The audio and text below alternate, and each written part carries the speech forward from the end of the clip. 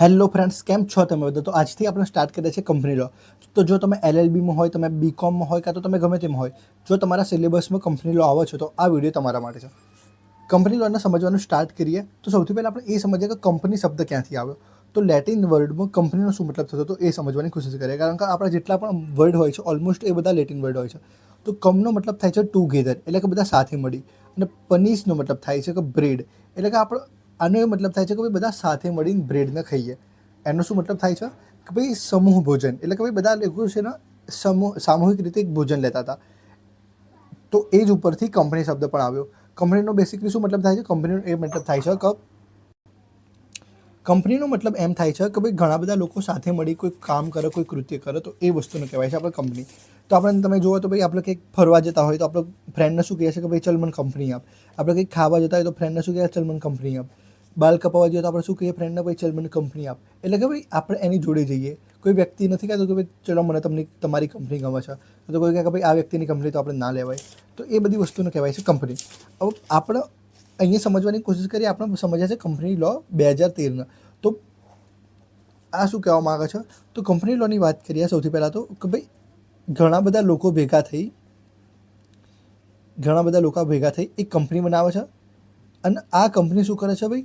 આ કંપની કોઈ કાર્ય કરે છે અને એ કાર્યથી આ બધા લોકોને શું થાય છે? ફાયદો થાય છે. તો આ લોકો શું કહેવાય કે ભાઈ સામૂહિક રીતે પહેલાં તો ભેગા થશે, બરાબર, એમનું ગ્રુપ બનાવશે, પછી કોઈ ધંધો કરશે, કોઈ બિઝનેસ કરશે, ગમે તે કરશે, એનાથી જે કંઈ બી ફાયદો થશે, જે કંઈ બી પૈસા મળશે, તો એ પૈસાના લોકો શું કરશે કે ભાઈ ઇક્વલી ડિવાઈડ કરી દેશે. તો એનો જ મતલબ થાય છે કંપની.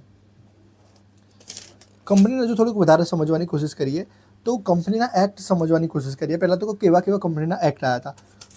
તો થોડું કન્ફ્યુઝિંગ છે, પણ ખાલી સમજવા માટે સમજી લો કે સૌથી પહેલાં 1844માં કંપનીનો એક્ટ આવવાના સ્ટાર્ટ થયા હતા. 1844માં આવ્યો તો ઇંગ્લેન્ડનો કંપનીઝ એક્ટ. એ પછી 1850માં આનું થોડુંક અમેન્ડમેન્ટ કરવામાં આવ્યું અને એ વસ્તુ લાવવામાં આવી ઇન્ડિયામાં. તો ઇન્ડિયાનો સૌથી પહેલો લો આવ્યો કંપની લો ઇન ઇન્ડિયા. એનું નામ હતું જોઈન્ટ સ્ટોક કંપનીઝ એક્ટ. એટલે આ જ આપણો એક્ટ હતો. ઇન્ડિયન કંપની એક્ટ હતો, એનું નામ હતું જોઈન્ટ સ્ટોક કંપનીઝ એક્ટ. એ પછી 1857માં આને પણ અમેન્ડ કરવામાં આવી અને એની અંદર નાખવામાં આવ્યું લિમિટેડ લાયબિલિટીઝ. અને એ પછી બનાવવામાં આવ્યો જોઈન્ટ સ્ટોક કંપનીઝ એક્ટ 1875. એ પછી 1860માં પણ એક એક્ટને થોડુંક બદલવામાં આવ્યું. એની અંદર શું નાખવામાં આવ્યું? એમાં નાખવામાં આવ્યું બેન્કિંગ કંપનીઝના વિશે. અને એ પછી લાવવામાં આવ્યો જોઈન્ટ સ્ટોક કંપનીઝ એક્ટ 1860. એ પછી 1866માં પણ ફર્સ્ટ કોમ્પ્રિહેન્સિવ એક્ટ લાવવામાં આવ્યો. દરેક વસ્તુનો શું કહેવાય કે આમાં જોડવામાં આવી. એ પછી 1882માં પણ રિકાસ્ટ કરવામાં આવ્યું ભાઈ. અને એ પછી જે ચાલ્યું કંપની એક્ટ એ 1913 સુધી ચાલ્યું.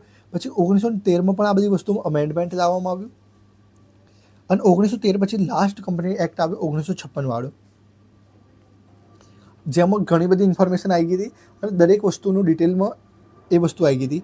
તો એની અંદર જોઈએ સેક્શન તો 800, એની અંદર સેક્શનની વાત કરીએ તો 658 સેક્શન હતી અને શેડ્યુલની વાત કરીએ તો 15 શેડ્યુલ હતા. એ પછી ફાઇનલી અત્યારે હાલ આપણે જે કંપની એક્ટ ભણવાનું છે અને તમારા સિલેબસમાં જે કંપની એક્ટ છે એ છે કંપનીઝ એક્ટ 2013. તો 1956નું બની ગયું 2013 અને આમાં ઘણું બધું અમેન્ડમેન્ટ કર્યું. કેટલા અમેન્ડમેન્ટ કર્યા? તો આપણે ટોટલ 25 અમેન્ડમેન્ટ કર્યા. અને એ પછી આપણે લાવ્યા કંપનીઝ એક્ટ 2013. અને આ એક્ટે CA, CS અને બધા બિઝનેસમેનને હલાવી નાખ્યા, કારણ કે દરેક લોકોને ફરીથી લઈને બેસવું પડ્યું ચોપડા, જેમ આપણે ભણવા બેઠા છે એ રીતે અમને પણ સમજવું પડ્યું કે ભાઈ હવે કઈ પ્રોસેસ છે, શું છે એ દરેક વસ્તુ. હવે સમજ્યા કે ભાઈ જે કંપની એક્ટ 2013 છે એમાં કઈ વસ્તુ મહત્વની છે. તો એક્ટ નંબર છે 18. Act number 18. ટોટલ ચેપ્ટર છે એના 29 અને ટોટલ સેક્શન છે એના 470. 470 તમને વધારે લાગે છે, પણ જ્યારે તમે કંપની એક્ટ ખોલશો તો ખબર પડશે કે ભાઈ એક સેક્શનના સબ સેક્શન પણ એટલા બધા છે કે ભાઈ આના સેક્શન જોવા જઈએ તો 1400-1500 સેક્શન પણ થઈ જાય. શેડ્યુલ્સની વાત કરીએ તો 7 શેડ્યુલ્સ. અને ઓલ્ડ કંપનીની વાત કરીએ એટલે કે જે 1956 વાળી હતી તો એમાં ચેપ્ટર હતા 26, અત્યારે 29. એમાં સેક્શન હતા 658 અને અત્યારે છે 470. અને એમાં હતા 15 શેડ્યુલ્સ, અત્યારે છે 7 શેડ્યુલ્સ. હવે કંપનીને થોડુંક સમજવાની કોશિશ કરીએ. સૌથી પહેલાં નાનું ઇન્ટ્રોડક્શન સમજી લઈએ, પછી એની વ્યાખ્યાઓ પણ જોઈ લઈશું, પછી એના લક્ષણો જોઈ લઈશું. અને આપણે શું કરીશું ભાઈ, કમ્પ્લીટલી સ્ટેપ બાય સ્ટેપ કંપનીના વિડીયોઝ લાવીશું ત્યાં સુધી કે જ્યાં સુધી કંપનીનું વિસર્જન થાય ત્યાં સુધીના આપણા વિડીયોઝ લાવીશું. તો તમારા કંપની લોને આપણે જે મોસ્ટ ઓફ તો ક્લિયર કરવાની કોશિશ કરીશું, ડિટેલમાં બધું સમજવાની કોશિશ કરીશું. ઇન્ટ્રોડક્શનની વાત કરીએ કંપનીની, તો બે વસ્તુ હોય છે, એક કોર્પોરેટ ફર્મ્સ અને નોન કોર્પોરેટ ફર્મ્સ. તો કોર્પોરેટ ફર્મ્સમાં આવશે કોઓપરેશન, એટલે કે એક આવશે ભાઈ કોઓપરેટિવ ફર્મ્સ અને કોર્પોરેટ અને નોન કોર્પોરેટ ફર્મ્સમાં બે વસ્તુ આવશે. અહીંયા આવશે કોઓપરેશન ઓર્ગેનાઇઝેશન, એટલે કે ભાઈ એવી કંપનીઓ LLP એ દરેક વસ્તુ અહીંયા આવી જશે. અહીંયા શું આવશે HUF, એટલે કે ભાઈ જે હિન્દુ અવિભાજિત પરિવાર છે, અથવા તો પાર્ટનરશિપ, અથવા તો સોલ પ્રોપ્રાઇટરશિપ, અથવા તો મ્યુચ્યુઅલ એજન્સી, એ દરેક વસ્તુ આવશે. તો આપણે જ્યારે કંપની લોની વાત કરીએ છીએ તો કંપની લોમાં આજે નોન કોર્પોરેટ ફર્મ છે એ નહીં આવે, પણ જ્યારે કંપની લોની વાત કરીએ તો કંપની લોમાં કોર્પોરેટ ફર્મ જ આવશે. હવે કંપનીની ડેફિનેશન જોઈએ તો કંપની લોના સેક્શન 2 ક્લોઝ 20માં આપેલી છે કંપનીની ડેફિનેશન. તો કંપનીનો મતલબ એ થાય છે કે ભાઈ આ કાયદા હેઠળ અથવા તો અગાઉના કોઈ કાયદા હેઠળ જો તમારી કંપની શું કહેવાય કે એ ઇન્કોર્પોરેટેડ થઈ હોય તો એને તમે કંપની માની શકો છો. એનો મતલબ શું થયો કે ભાઈ 2013માં આ કંપનીનો એક્ટ આવ્યો, પણ આની પહેલાં પણ ઘણી બધી કંપનીઓ હતી. અમુક વખતે તમે સાંભળ્યું છે કે ભાઈ 200 વર્ષ જૂની, 400 વર્ષ જૂની કંપનીઓ છે. તો બરાબર, તો આ બધી કંપનીઓનો તો એના જે તે ટાઈમે જ થયો હશે ને, એટલે તો આ માટે આપણે અહીંયાથી જોયું હતું કે ભાઈ 1844, 1850, 1857. તો જ્યારે કોઈ કંપનીનું એ ટાઈમે, એટલે કે એ સમય દરમિયાન કોઈ કંપની બની હોય તો એ દરેકને આપણે કંપની માનવામાં આવશે, બરાબર. અને જો નવી કંપની બની હોય તો 2013થી માનવામાં આવશે. કંપનીની વ્યાખ્યાને સમજવાની કોશિશ કરીએ તો કંપનીની કલમ શું કે, એટલે કે ભાઈ કંપની ધારાની કલમ 2 ક્લોઝ 20ની વાત કરીએ આપણે કે ભાઈ કંપની એટલે આ કાયદા હેઠળ અથવા તો અગાઉના કોઈ કાયદા હેઠળ સંસ્થાપિત થયેલી કંપની.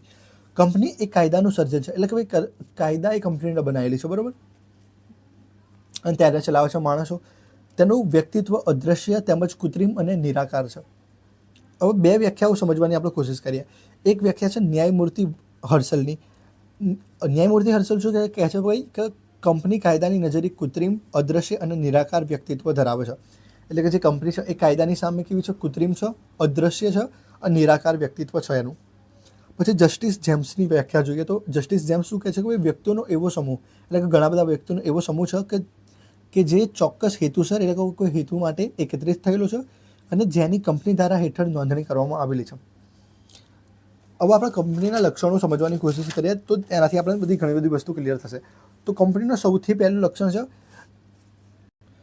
કંપનીનો શું મતલબ છે કે ભાઈ લોકોનું સ્વતંત્ર એસોસિએશન છે એવું, અને જેનો પર્પસ છે કે ભાઈ બિઝનેસ કરવું અને લિમિટેડ લાયબિલિટી હોય એની અંદર. તો એના લક્ષણોની વાત કરીએ તો સૌથી પહેલું લક્ષણ છે સેપરેટ લીગલ એન્ટાઇટી. સેપરેટ લીગલ એન્ટાઇટીનું શું મતલબ છે કે ભાઈ કાનૂની વ્યક્તિત્વ, એટલે કે સેક્શન 9માં વાત કરેલી છે આ વસ્તુની. જો બે પ્રકારના વ્યક્તિત્વ હોય છે, એક કૃત્રિમ અને એક હોય છે કે ભાઈ માનવ સર્જિત, બરાબર. હવે જે કંપનીનું વ્યક્તિત્વ છે એ કાનૂની છે, એટલે કે ભાઈ કૃત્રિમ વ્યક્તિત્વ છે, એટલે કે ભાઈ માણસો દ્વારા જ બનાવેલું છે, એટલે કે ભાઈ કંપનીના માણસો દ્વારા બનાવેલી છે. એક્ઝામ્પલની વાત કરીએ તો ભાઈ ટાટા, બોટ, જીઓ, રિલાયન્સ, આ સિવાય બી ઘણી બધી કંપનીઓ છે. ભાઈ તમે મહિન્દ્રા જુઓ, બરાબર, કાં તો કોઈ પણ કંપની જુઓ, તમે તમારા આસપાસની જગ્યામાં તમે જે બી કંપની જોશો એ દરેક કંપનીના માનવી જ બનાવેલી છે, બરાબર. કોઈ પણ કંપની એ વ્યક્તિત્વ, એક ખુદનું વ્યક્તિત્વ નથી ધરાવતો, એ કૃત્રિમ વ્યક્તિત્વ ધરાવે છે, બરાબર. લોકો દ્વારા કંપની બનેલી છે. કંપની શું કરશે, તો કંપની શું કરશે કે ભાઈ એના નામથી પ્રોપર્ટી ખરીદશે, એના નામથી પ્રોપર્ટી વેચશે, એ કોઈની પર દાવો કરશે અથવા તો કોઈ કંપની પર દાવો કરશે. એ લીગલ સેપરેટ એન્ટાઇટી છે, એટલે કે ભાઈ અલગ કાનૂની વ્યક્તિત્વ છે. દેખો, કંપનીને ચલાવવા માટે અમુક લોકો હોય છે, બરાબર. સૌથી પહેલાં તો ભાઈ કંપની હોય તો કંપનીને પૈસાની જરૂર પડે. તો કંપનીને પૈસા કોણ આપશે, તો કંપનીને પૈસા આપશે એના મેમ્બર્સ, એટલે કે એના ઓનર્સ. એટલે કંપનીનું મૂળ કનામ રહેલું છે ભાઈ. દેખો, કંપનીને સમજવા માટે અમુક વસ્તુ સમજવી પડે. જેમ કે કંપનીના પ્રમોટર્સ, કંપની બનાવવા માટે કોઈ વ્યક્તિ હોય એને શું કહેવાશે, કંપનીના પ્રમોટર્સ. કંપનીને પૈસા જોઈશું તો એ પૈસા કોણ આપશે, મેમ્બર્સ આપશે. અને કંપનીને ડાયરેક્ટ કોણ કરશે, તો એનો ડાયરેક્ટર છે, ડાયરેક્ટર, બરાબર. તો આ વ્યક્તિ કંપની બનાવી, આનાથી કંપનીને પૈસા મળે છે, કંપનીની મૂડી એકઠી થાય છે અને આ વ્યક્તિ કંપનીને ચલાવે છે, બરાબર. આના સિવાય બી ઘણા બધા વસ્તુ આવે છે, તો એ દરેક વસ્તુને આપણે આગળ ધીમે ધીમે જેમ વિડીયોઝ ચાલતા જશે તો એમ તમને બધી વસ્તુની ક્લિયરિટી મળતી જશે. તો કંપની શું કરે છે, સૌથી પહેલાં તો ભાઈ પ્રોપર્ટી ખરીદી શકે છે, પ્રોપર્ટી વેચી શકે છે, દાવો કરી શકે છે, અન્ય વ્યક્તિ કંપની પર પણ દાવો કરી શકે છે, બરાબર. હવે મેમ્બર્સની વાત કરીએ તો એ કંપનીના એકચ્યુઅલ ઓનર કહેવાય છે. ડાયરેક્ટરની વાત કરીએ તો ડાયરેક્ટર એ મેનેજ કરે છે આખી કંપનીને, એ આખી કંપનીને ચલાવે છે.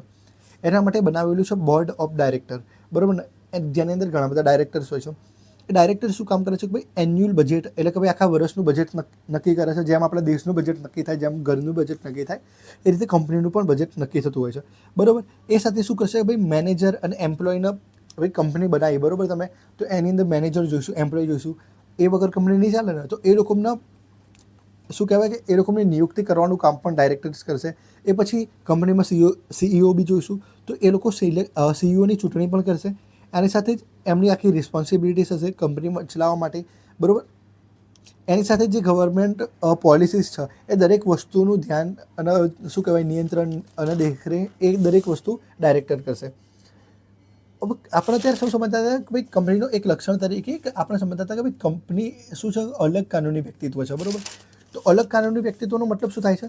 ભાઈ કંપનીમાં ભલે આટલા બધા લોકો છે, ભાઈ કંપનીમાં પ્રમોટર્સ બી છે કે જેને કંપની બનાવી, બરાબર. કંપનીમાં મેમ્બર્સ બી છે જેનાથી કંપનીને પૈસા મળે છે, અને કંપનીના ડાયરેક્ટર બી છે, કંપનીમાં મેનેજર બી છે, કંપનીમાં સીઈઓ બી છે, બરાબર. એની સાથે જ કોણ છે? ભાઈ કંપનીમાં હેલ્પર બી છે, કંપનીમાં વર્કર્સ બી છે, કંપનીમાં એમ્પ્લોય બી છે. તો આટલા બધા લોકો છે કંપનીમાં. બટ આ બધા લોકો એક સાઈડ અને આપણી કંપની એક સાઈડ. એનો શું મતલબ થયો કે ભાઈ આ લોકો ભલે આ લોકો આખા બધા લોકો કંપનીના વહીવટમાં કામ કરે છે, પણ એ છતાંય કંપનીનું વ્યક્તિત્વ કેવું છે? અલગ છે. એટલે કે આ લોકો અલગ છે અને આ પણ અલગ છે, બરાબર. એટલે આમની વચ્ચે એક અંબુજા સિમેન્ટની દિવાલ છે. તો એટલી પણ વસ્તુ યાદ રાખવી જોઈએ. હવે આપણે એક કેસને સમજવાની કોશિશ કરીએ. એ કેસનું નામ હતું New Horizons Limited versus Union of India. આ કેસમાં શું કીધું હતું કે ભાઈ કોઈ ડાયરેક્ટર છે, બરાબર. તો માન લો કે ભાઈ એક વ્યક્તિ છે, એનો એક્સપિરિયન્સ કેટલો છે? એનો એક્સપિરિયન્સ છે 25 વર્ષ. બટ એ નવો કોઈ કંપનીમાં જોઈન્ટ થાય છે, બરાબર. તો શું એ કંપનીનો એક્સપિરિયન્સ પણ આપણે 25 વર્ષ માની લેવાય? કારણ કે કંપની તો આ 25 વર્ષના એક્સપિરિયન્સવાળો માણસ જ ચલાવશે ત્યારે. તો એનો જવાબ છે ના. કેમ ના? કારણ કે ભાઈ કંપની અને એના બધા લોકો એટલે કે ડાયરેક્ટર, પ્રમોટર્સ, મેમ્બર્સ એ બધા અલગ છે, બરાબર. એટલા માટે આપણે અહીંયા વચ્ચે અંબુજા સિમેન્ટની દિવાલ છે જે આસાનીથી તૂટવાની નથી, બરાબર. તો એ જ કીધું કે ભાઈ શેર હોલ્ડરનો એક્સપિરિયન્સ એ કંપનીનો એક્સપિરિયન્સ નહીં ગણાય. એટલે શેર હોલ્ડરનો પણ, ડાયરેક્ટરનો પણ, કાં તો પ્રમોટર્સનો પણ, કોઈ પણ વ્યક્તિનો એક્સપિરિયન્સ એ કંપનીના એક્સપિરિયન્સમાં ઇન્ક્લુડ નહીં થાય. એ પછી એક મહત્વનો કેસ છે જેનાથી કમ્પ્લીટ ખબર પડી જશે કે ભાઈ કંપનીને અલગ વ્યક્તિત્વ કઈ રીતે કહેવાય. એક કેસ બન્યો તો સોલેમન વર્સિસ સોલેમનનો case. Salomon versus Salomon cooperative limited. એટલે કે એક વ્યક્તિ હતો સોલેમન, આ સોલેમન અને એની સામે પણ કોણ હતું? સોલેમનની ખુદની કંપની વર્સિસ, બરાબર. Solomon versus સોલેમનની company. હવે આ કેસનો સમજવાનું કોશિશ કરીએ. આ કેસ બહુ ઇન્ટરેસ્ટિંગ છે અને ભાઈ તમારે જ્યુડિશિયરીની એક્ઝામ બી આપવી હોય તો આ કેસ તો તમારે સમજવું જરૂરી છે. તો એ રીતે સમજો અને ડિટેલમાં સમજી લઈશું આપણે આ કેસને. તો સોલેમન કેસ શું કહે છે? ભાઈ આ સોલેમન નામનો એક વ્યક્તિ છે જે ચામડાના બૂટનો ધંધો કરતો હતો, બરાબર. હવે એની લિમિટેડ કંપની હતી. ટૂંકમાં શું હતું ભાઈ, સોલેમન નામનો એક વ્યક્તિ હતો કે જે ચામડાના બૂટનો એક ધંધો કરતો હતો, બરાબર. એની એક દુકાન હશે ને એ આ પ્રકારનો ધંધો કરતો હતો. એ પછી એની ઈચ્છા થઈ કે ભાઈ ચલો આપણે એક કંપની બનાવી દઈએ, લિમિટેડ કંપની. એ પછી એને શું કર્યું કે એ ખુદ 7 લોકો કંપનીમાં હોય, બરાબર. તો એ ખુદ, પછી એની પત્ની અને એની બાળકી એટલે કે ભાઈ એની દીકરી, એ 3 લોકો પ્લસ એના 4 દીકરા, બરાબર. તો ટોટલ થઈ ગયા 7 લોકો. તો આ 7 લોકો એમના સભ્યો બન્યા. કોણ હતું? એ પોતે, એની પત્ની, એની પુત્રી અને એના 4 પુત્રો. એમ થઈ 7 લોકોએ ભેગા થઈ એક કંપની બનાવી, બરાબર. કંપનીનું શું નામ રાખ્યું? સોલેમન એન્ડ કોઓપરેટિવ લિમિટેડ, બરાબર. એ પછી વાત કરીએ, એના પુત્રો હતા, જેટલા પણ એના 4 પુત્રો હતા, તો એ 4 પુત્રોને એને બનાવી દીધા ડાયરેક્ટર, અને સોલેમન ખુદ બની ગયો એમડી એટલે કે મેનેજિંગ ડાયરેક્ટર. તો 5 ડાયરેક્ટર થઈ ગયા આપણા ટોટલ. એ પછી વાત કરીએ તો એનો ધંધો એની કંપનીને વેચવા માટે. તમારો નોર્મલ ધંધો ચાલતો હતો, એ તમે તમારી કંપની બનાવવાનું વિચાર્યું, તમે 7 લોકોના સભ્યો ભેગા કર્યા. અહીંયા એને કોના સભ્યો ભેગા કર્યા? એ ખુદ, એની પત્ની, એની બાળકી અને એના 4 દીકરાઓ, બરાબર. એ સાથે એને શું કર્યું કે ભાઈ એનો ધંધો એને શું કર્યું? ભાઈ એની કંપનીને વેચી માર્યો. તો એની કંપનીને કેટલા પૈસામાં વેચ્યો એનો ધંધો? તો એનો ધંધો કંપનીને વેચ્યો 38,782 પાઉન્ડમાં, રૂપિયાની 782 પાઉન્ડમાં વેચી માર્યો. એ પછી વાત કરીએ તો એને શું કર્યું? સૌથી પહેલાં તો એને 10,000ના ડિબેન્ચર લઈ લીધા પોતાના નામે, બરાબર. એટલે કે ભાઈ 1 પાઉન્ડનો 1, બરાબર. એટલે કે ભાઈ 1 ડિબેન્ચર 1 રૂપિયાનો, એટલે કે 1 પાઉન્ડનો. તો એમ થઈ એની જોડે 10,000 પાઉન્ડ થઈ ગયા, 10,000 ડિબેન્ચરના. એ પછી એને ફૂલ્લી પેઇડ શેર ખરીદ્યા 20,000 રૂપિયાના, 1 પાઉન્ડ ઈચનો, બરાબર. એટલે કે ભાઈ 20,000 રૂપિયા થઈ ગયા. એટલે એમ સમજો કે ભાઈ એક શેર હતો 1 રૂપિયાનો, એમ થઈને 20,000ના થયા 20 પાઉન્ડના શેર, બરાબર. એ પછી કેશની વાત કરીએ તો 8,782 રૂપિયાનું કેશ હતું. તો ટોટલ એમની જોડે કેટલા પાઉન્ડ હતા? તો 38,782 પાઉન્ડ ટોટલ હતા. હવે આટલી વસ્તુ હતી અને એમના જે 4 દીકરાઓ હતા, તો આ 4 દીકરાઓ, એની પત્ની પ્લસ એની પુત્રી, આ લોકોને એને એક શેર આપ્યો હતો, અને બાકીના બધા શેર કોની જોડે હતા? બાકી બધા શેર હતા સોલેમન જોડે. આટલી વસ્તુ યાદ રાખજો, સમજજો. ના ખબર પડી હોય તો તમે શાંતિથી આ વસ્તુ વાંચો લો, તમને ખબર પડી જશે, બરાબર. એ પછી કંપનીને થઈ ગયો લોસ. કંપનીનો લોસ થયો તો શું થયું કે ભાઈ આના જોડે ડિબેન્ચર તો પડ્યા હતા. હવે ડિબેન્ચરનો શું મતલબ છે? ડિબેન્ચરનો મતલબ આ બધી બહુ ડિટેલની વસ્તુ છે. તો આપણે એક વિડીયોમાં દરેક વસ્તુ સમજી લઈશું કે ભાઈ એસેટ શું છે, ડિબેન્ચર શું છે, લાયબિલિટી શું છે. તો આના પછીનો નેક્સ્ટ વિડીયો બનાવી દઈશું. પણ ડિબેન્ચરનું એટલું સમજો કે ભાઈ આ તમને ગેરંટી આપે છે ત્યારે તમે કંપનીને પૈસા આપો છો, બરાબર. તો આના જોડે કેટલાના ડિબેન્ચર હતા? 10,000 પાઉન્ડના ડિબેન્ચર હતા. હવે શું થયું કે ભાઈ જે ડિબેન્ચર હોલ્ડર હતા, હવે કંપની લોસમાં જતી રહી, તો જે લોકોની જોડે ડિબેન્ચર હતા એ લોકોએ ભાઈ કેસ કર્યો એની પર, અને એ રીતે શું થયું કે ભાઈ કોર્ટ દ્વારા અહીંયા એક રિસીવર અપોઇન્ટ કર્યો, અને એનાથી કંપની ગઈ લિક્વિડેશન પિરિયડમાં, એટલે કે કંપની ગઈ ફડચામાં, બરાબર. એટલે કે ભાઈ કંપનીને કરવું હતું હવે બંધ. તો કંપનીને બંધ કરવા માટે બધાના પૈસાનું તો સેટિંગ કરવું પડશે. ભાઈ જેના જેટલા પૈસા હતા એના એ પૈસા પાછા આપવા પડશે. તો ટોટલ હવે કંપની જોડે કેટલા એસેટ હતા, એટલે કે ભાઈ કેટલા રૂપિયા બચ્યા હતા કંપની જોડે? ખાલી 6,050 રૂપિયા બચ્યા હતા. હવે જે અનસિક્યોર્ડ ક્રેડિટર હતો, એટલે કે ભાઈ એવો વ્યક્તિ કે જેને કોઈ પણ સિક્યુરિટી વગર પૈસા આપ્યા હોય, એવા લોકોની જોડે એમને કેટલા માગવાના હતા? એની જોડે એટલે કે એને માગવાના હતા 8,000. માની લો કે તમે આ કંપનીને પૈસા આપ્યા, પણ કોઈ પણ ગેરંટી વગર તમે 8,000 રૂપિયા કંપનીને આપ્યા હતા, બરાબર. તો તમારે કંપની જોડેથી 8,000 રૂપિયા લેવાના. એ પછી શું થયું કે ભાઈ આ જે સોલેમન નામનો વ્યક્તિ હતો ને, એની જોડે પણ કંપનીના શેરો હતા, પ્લસ એની જોડે ડિબેન્ચર પણ હતું કંપનીનું. અને ડિબેન્ચર કેટલાનું હતું? એની જોડે 10,000 રૂપિયાનું. તો આની જોડે સિક્યોરિટી હતી. તમારી જોડે સિક્યોરિટી નથી, આની જોડે સિક્યોરિટી હતી. તો રૂલ એમ કહે છે કે ભાઈ જેની જોડે સિક્યોરિટી હોય સૌથી પહેલાં ક્લિયર કરો એના પૈસા, બરાબર. તો આની કંપની એટલે કોની કંપની? સોલેમનની કંપની સોલેમનને જ પૈસા આપશે સૌથી પહેલાં. તો આ વ્યક્તિએ એમ કીધું કે ભાઈ એક કામ કરો, જો આ સોલેમનની કંપની છે, એના સભ્યો પણ સોલેમનના ઘરના લોકો જ છે, તો ભાઈ ઘરના લોકોને નુકસાન થાય તો શું વાંધો, બરાબર. તો એમને એમ કીધું. તો ત્યારે શું કીધું કોર્ટે એમ કીધું કે ભાઈ એક કામ કરો, તમે સમજ્યા નથી કે ભાઈ અહીંયા અંબુજા સિમેન્ટની દિવાલ છે, એટલે સોલેમનને અમે અલગ રાખ્યા છે, એની પત્ની, એની બાળકી, એના 4 દીકરાઓને અમે અલગ રાખીએ છીએ, અને અમે કંપનીને અલગ રાખીએ છીએ. તો સોલેમનની કંપનીને સૌથી પહેલાં પૈસા આપવા હોય તો એ સોલેમનને જ આપશે, બરાબર. કેમ? કારણ કે આ બંને વચ્ચે દિવાલ છે. તો એ રીતે વાત થઈ. તો અહીંયા હાઉસ ઓફ લોર્ડે એવો ચુકાદો આપ્યો અને આ મામલાને ખારિજ કરી દીધો. હવે અહીંયા શું કહેવામાં આવ્યું કે ભાઈ કંપની હેઝ ઓવન એક્સિસ્ટન્સ, એટલે કે ભાઈ કંપનીનું પોતાનું અલગથી વ્યક્તિત્વ છે, એની ખુદની અલગથી શું કહેવાય એનું ખુદનું અલગ અસ્તિત્વ છે, એનું ખુદનું અલગ વ્યક્તિત્વ છે, અને એ સેપરેટ છે અને ડિસ્ટિંગ છે ફ્રોમ ધ મેમ્બર્સ. ઓકે. હવે એક બીજો કેસ સમજી લઈએ, લી વર્સિસ લી એર ફાર્મિંગ લિમિટેડ. તો આ કેસમાં શું થયું કે ભાઈ આ કેસમાં એક વ્યક્તિ હતો લી નામનો, અને એની કંપની હતી પણ લીની. તો આને શું કર્યું ભાઈ, આ લી કંપનીની જોડે બહુ બધા ખેતરો હતા, અને લી ખુદ કંપનીનો માલિક હતો. અને અહીંયા શું કર્યું કે ભાઈ આ લી ખુદ એમ્પ્લોય તરીકેનું કામ કરતો હતો, અને શું કરતો ભાઈ ખેતરમાં દવા છાંટકવાનું કામ કરતો હતો, બરાબર. તો આ ટાઈમે એ દવા છાંટકવાનું કામ કરતો હતો, એ ખુદનો સેલેરી પણ આપતો હતો. તો ભાઈ લીની ખુદની કંપની હતી, ખુદની કંપનીનો માલિક પણ હતો, અને એની ખુદની કંપનીનો એમ્પ્લોય પણ હતો. તો શું થયું કે ભાઈ લી અહીંયા જે દવા છાંટતો હતો, તો એક વખત દવા છાંટતા ભાઈ ખબર નહીં શું થઈ ગયું એને, અને એ થઈ ગયો મરી ગયો. તો એ જ્યારે મરી ગયો તો એની વાઈફે એની કંપની પર કેસ કર્યો કે ભાઈ મારા હસબન્ડને પૈસા મળવા જોઈએ. એટલે એની વાઈફે એના હસબન્ડની કંપનીમાં કેસ કર્યો, અને એમ કીધું કે ભાઈ એની હસબન્ડની કંપની એના હસબન્ડને પૈસા આપવા જોઈએ, કારણ કે એ એની હસબન્ડની કંપનીમાં કામ કરતાં મરી ગયો. કન્ફ્યુઝિંગ છે પણ સમજો. તો ત્યારે પણ કોર્ટે શું કીધું કે ભાઈ એને કમ્પન્સેશન મળવું જોઈએ, એટલે કે લીની કંપનીએ લીને કમ્પન્સેશન આપ્યું. કેમ? કારણ કે લીનું કંપનીનું કામ કરતાં લી મરી ગયો એટલા માટે. થોડું કન્ફ્યુઝન છે પણ સમજવાની મજા આવશે, કારણ કે વચ્ચે અંબુજા સિમેન્ટની દિવાલ છે. તો આ વસ્તુ યાદ રાખીને સમજો, કન્ફ્યુઝિંગ તમારું ક્લિયર થઈ જશે. એ પછી સમજી લઈએ બીજી મહત્ત્વની વસ્તુ કે ભાઈ કંપનીનું શું વ્યક્તિત્વ છે, એ કૃત્રિમ વ્યક્તિત્વ છે. તો ચીફ જસ્ટિસ માર્શલ, જેની આપણે વ્યાખ્યા પણ જોઈ હતી, તો એ શું કહેતા હતા ભાઈ કે કંપની અદૃશ્ય છે, અમૃત છે, અને એનું કાનૂનનું અસ્તિત્વ છે. હવે જો કંપનીની કોઈ ફિઝિકલ બોડી નથી હોતી. એવું થોડી કહેવાય કે બોટ ભાઈ નાચ્યા, રિલાયન્સ નાચી, તો એવું બધું ના કહેવાય, કારણ કે ભાઈ એ લોકોનું ફિઝિકલ કોઈ બોડી નથી, બરાબર. એ લોકોની કોઈ આત્મા નથી. એમ નથી કહેતા જો કોઈ કંપનીનું વિસર્જન થાય, કોઈ કંપની એને પરમાનન્ટલી બંધ કરવામાં આવે, તો આપણે એવું નથી કહેતા કે ભાઈ આ કંપનીની આત્માને શાંતિ મળે, બરાબર. એ ના સિવાય ભાઈ કંપનીનું કોઈ અંતર્મન નથી હોતું.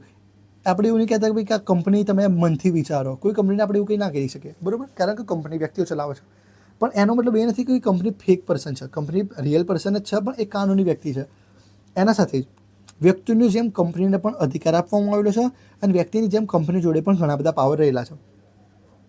જો પ્રોપર્ટીની વાત કરીએ તો કંપની પ્રોપર્ટી ખરીદી પણ શકે છે, કંપની પ્રોપર્ટી વેચી પણ શકે છે, એ કોન્ટ્રાક્ટ કરી શકે છે, એ દાવો કરી શકે છે, અન્ય વ્યક્તિ એની પર દાવો કરી શકે છે. કંપની શપથ નથી લઈ શકતી, કંપની જેલમાં નહીં જઈ શકતી, કંપની લગ્ન નહીં કરી શકતી, કંપની છૂટાછેડા નહીં કરી શકતી, પણ કંપનીની ફરજો પણ હોય છે, કંપનીની અધિકારો પણ હોય છે. પણ કંપનીને જે નાગરિકો તરીકેના અધિકારો મળે છે, ફંડામેન્ટલ રાઇટ્સ મળે છે, એ દરેક વસ્તુ કંપની જોડે નથી હોતી. એ પછી વાત કરીએ કાયમી અસ્તિત્વ, એટલે કે કંપનીનું અસ્તિત્વ ક્યારે પણ ખતમ નહીં થાય. કેમ ખતમ નહીં થાય? કારણ કે કંપનીનું મૃત્યુ નથી થતું. હવે વિચારો, જે વ્યક્તિનું મૃત્યુ ન થાય એ વ્યક્તિ કહેવાય અમર. તો એ રીતે જ કંપની પણ અમર હોય છે. કેમ અમર હોય છે? કારણ કે કાયદા દ્વારા બનાવેલી છે અને કાયદા દ્વારા જેને ખતમ કરી શકાય છે. બરાબર? તો કંપનીને પણ બંધ તો કરી શકાય છે, પણ એ ખાલી કાયદા દ્વારા. હવે આ વસ્તુ સમજવાની કોશિશ કરો. એક મહાન માણસે કીધું હતું, નામ ખબર નથી, એમણે કીધું ભાઈ members may come and member may go out but company remains forever. એટલે કે ભાઈ લોકો આવશે, લોકો જશે, પણ કંપની રહેશે. આપણા દેશના સંદર્ભમાં પણ જોયા તો એ શું કહેવા માગે છે કે ભાઈ લોકો, એટલે કે સરકાર આવશે, સરકાર જશે, પણ દેશ હંમેશા રહેશે. એ જ રીતે મેમ્બર્સ આવશે, મેમ્બર્સ જશે, પણ કંપની હંમેશા રહેશે. એ સાથે બીજી મહત્ત્વની વસ્તુ, એ ગૌરવ નામનો એક વ્યક્તિ હતો, એણે શું કીધું કે ભાઈ યુદ્ધ થતું હતું, તો યુદ્ધના સમયે એક કંપનીની મિટિંગ ચાલતી હતી, તો એ મિટિંગ ચાલતી હતી, એ જગ્યાએ બોમ્બ પડ્યો. તો બોમ્બ પડવાથી બધા સભ્યો જેટલા પણ મિટિંગમાં બેઠા હતા એ બધા મરી ગયા, પણ કંપની હજુ સુધી જીવે છે. આનો એ મતલબ છે. બરાબર? મુખર્જી બી વર્સિસ SBIનો પણ કેસ હતો, એ કેસ પણ તમે જોઈ શકો છો. એમાં પણ એવું કહેવામાં આવ્યું હતું કે ભાઈ કંપનીના અસ્તિત્વને સરકાર ખત્મ કરી શકે છે. હવે કંપનીનું કોઈ રાષ્ટ્રીયતા હોય, કંપનીની કોઈ નેશનાલિટી હોય, તો વાત કરીએ સિટીઝનની, તો કંપની જોડે કોઈ પણ પ્રકારનું સિટીઝનશીપ હોતું નથી. એટલે એવું નહીં કહી શકે કે ભાઈ આ ભારતની નાગરિક છે, કારણ કે કંપની એ ક્યારેય નાગરિક હોઈ ના શકે. પણ કંપનીની નેશનાલિટી હોય છે, એટલે એમ કહી શકાય કે ભાઈ આ ભારતીય કંપની છે, આ ઇન્ડિયન કંપની છે, આ અમેરિકન કંપની છે, આ ચાઇનીઝ કંપની છે, એવું કહી શકાય, આ જાપાનીઝ કંપની છે, એવું પણ કહી શકાય. એની સાથે રેસિડેન્સની વાત કરીએ તો રેસિડેન્સનો શું મતલબ થાય છે કે ભાઈ જે રજિસ્ટર ઓફિસ છે કંપનીની, માની લો કે ભાઈ તમે કોઈ કંપની બનાવો છો, એ કંપની તમે બનાવી દીધી અમદાવાદમાં, તો તમારું સ્ટેટ કયું થઈ ગયું? ગુજરાત. બરાબર? તો એ રીતે તમારી ઓફિસ પણ હોઈ શકે છે કંપનીની, અને હોય જ છે બધી કંપનીની. પછી વાત કરીએ બીજા એક કેસની. એક કેસ હતો State Trading Corporation versus State Trading Corporation of India Limited versus CTO 1963નો કેસ હતો. એમાં પણ એમ કહેવામાં આવ્યું કે ભાઈ કંપની લીગલ પર્સન છે, પણ કંપની સિટીઝન નથી, એટલે એની જોડે કોઈ અધિકાર નથી, એના ફંડામેન્ટલ કોઈ રાઇટ્સ નથી. બરાબર? ટ્રાન્સફર ઓફ શેર, એટલે કે ભાઈ તમારી જોડે એક શેર પડ્યા હોય તો કંપનીના મેમ્બર કેવી રીતે બનાય? તો જેમ જ તમે શેર ખરીદશો, તમે કંપનીના મેમ્બર બની જશો. હવે જે શેર તમારી જોડે પડ્યા છે, એ શેરને તમે વેચી મારશો, કાં તો એ શેરને તમે ટ્રાન્સફર કરી નાખશો, તો એ વસ્તુ પણ કંપનીમાં ચાલશે. તો ટ્રાન્સફર ઓફ શેર પણ તમે કરી શકો છો. મરજિયાત સંગઠનનો શું મતલબ છે કે ભાઈ કોઈ કંપની છે, તો એવું કંઈ ફરજિયાત નથી કે તમે કંપનીમાં જોડાવ. જેમ કે રિલાયન્સની કંપની છે, તો ભાઈ એવું કંઈ ફરજિયાત નથી કે તમારે એના શેર લેવા જ પડે, નહીં લો તો મારી નાખશે, એવું કંઈ નથી. એટલે આ મરજિયાત સંગઠન છે. એની સાથે જ વાત કરીએ તો મરજિયાત જવાબદારી, મતલબ છે કે ભાઈ તમે જીઓના 10,000 રૂપિયાના શેર લીધા, તો શું થશે? એનો મતલબ કે ભાઈ તમારી જે લાયબિલિટી છે એ 10,000 રૂપિયાની સુધીની જશે. માની લો કે તમે SBIના 50,000 રૂપિયાના શેર લીધા, તો તમારું લોસ મેક્સિમમ 50,000 રૂપિયાનું જ થશે, એનાથી ₹1 પણ વધારે નહીં થાય. કેમ? કારણ કે તમારી લાયબિલિટી કેટલી છે? લિમિટેડ. બરાબર? એટલે કે મરજિયાત જવાબદારી છે. હવે નેક્સ્ટ વિડીયોમાં આપણે સમજીશું મેમોરેન્ડમ ઓફ એસોસિએશન અને આર્ટિકલ ઓફ એસોસિએશન. તો વિડીયો કેવો લાગ્યો કમેન્ટ કરીને જણાવજો. Thank you. હેલો ફ્રેન્ડ્સ, કેમ છો તમે બધા? તો આજે બહુ જ મહત્વનો ક્વેશ્ચન સમજવાના છે આપણે કંપની લોનો. એ છે મેમોરેન્ડમ ઓફ એસોસિએશન અને આર્ટિકલ ઓફ એસોસિએશન, એટલે કે નિયમનપત્ર અને આવેદનપત્ર. તો પહેલાં તો કોને નિયમનપત્ર કહેવાય, કોને આવેદનપત્ર કહેવાય, એ સમજવાની કોશિશ કરીએ. તો નિયમનપત્રનો શું મતલબ છે કે ભાઈ એ નિયમો બનાવે છે, અને આવેદનપત્રનો શું મતલબ છે ભાઈ એ આવેદન આપે છે. પણ એ રીતે પણ યાદ ના રહે, તો અને આપણે કઈ રીતે રાખીએ? ભાઈ જે મેમોરેન્ડમ ઓફ એસોસિએશન છે એને કહેવાશે આવેદનપત્ર. બરાબર? મેમોરેન્ડમ છે એટલે એ આવેદન છે. બરાબર?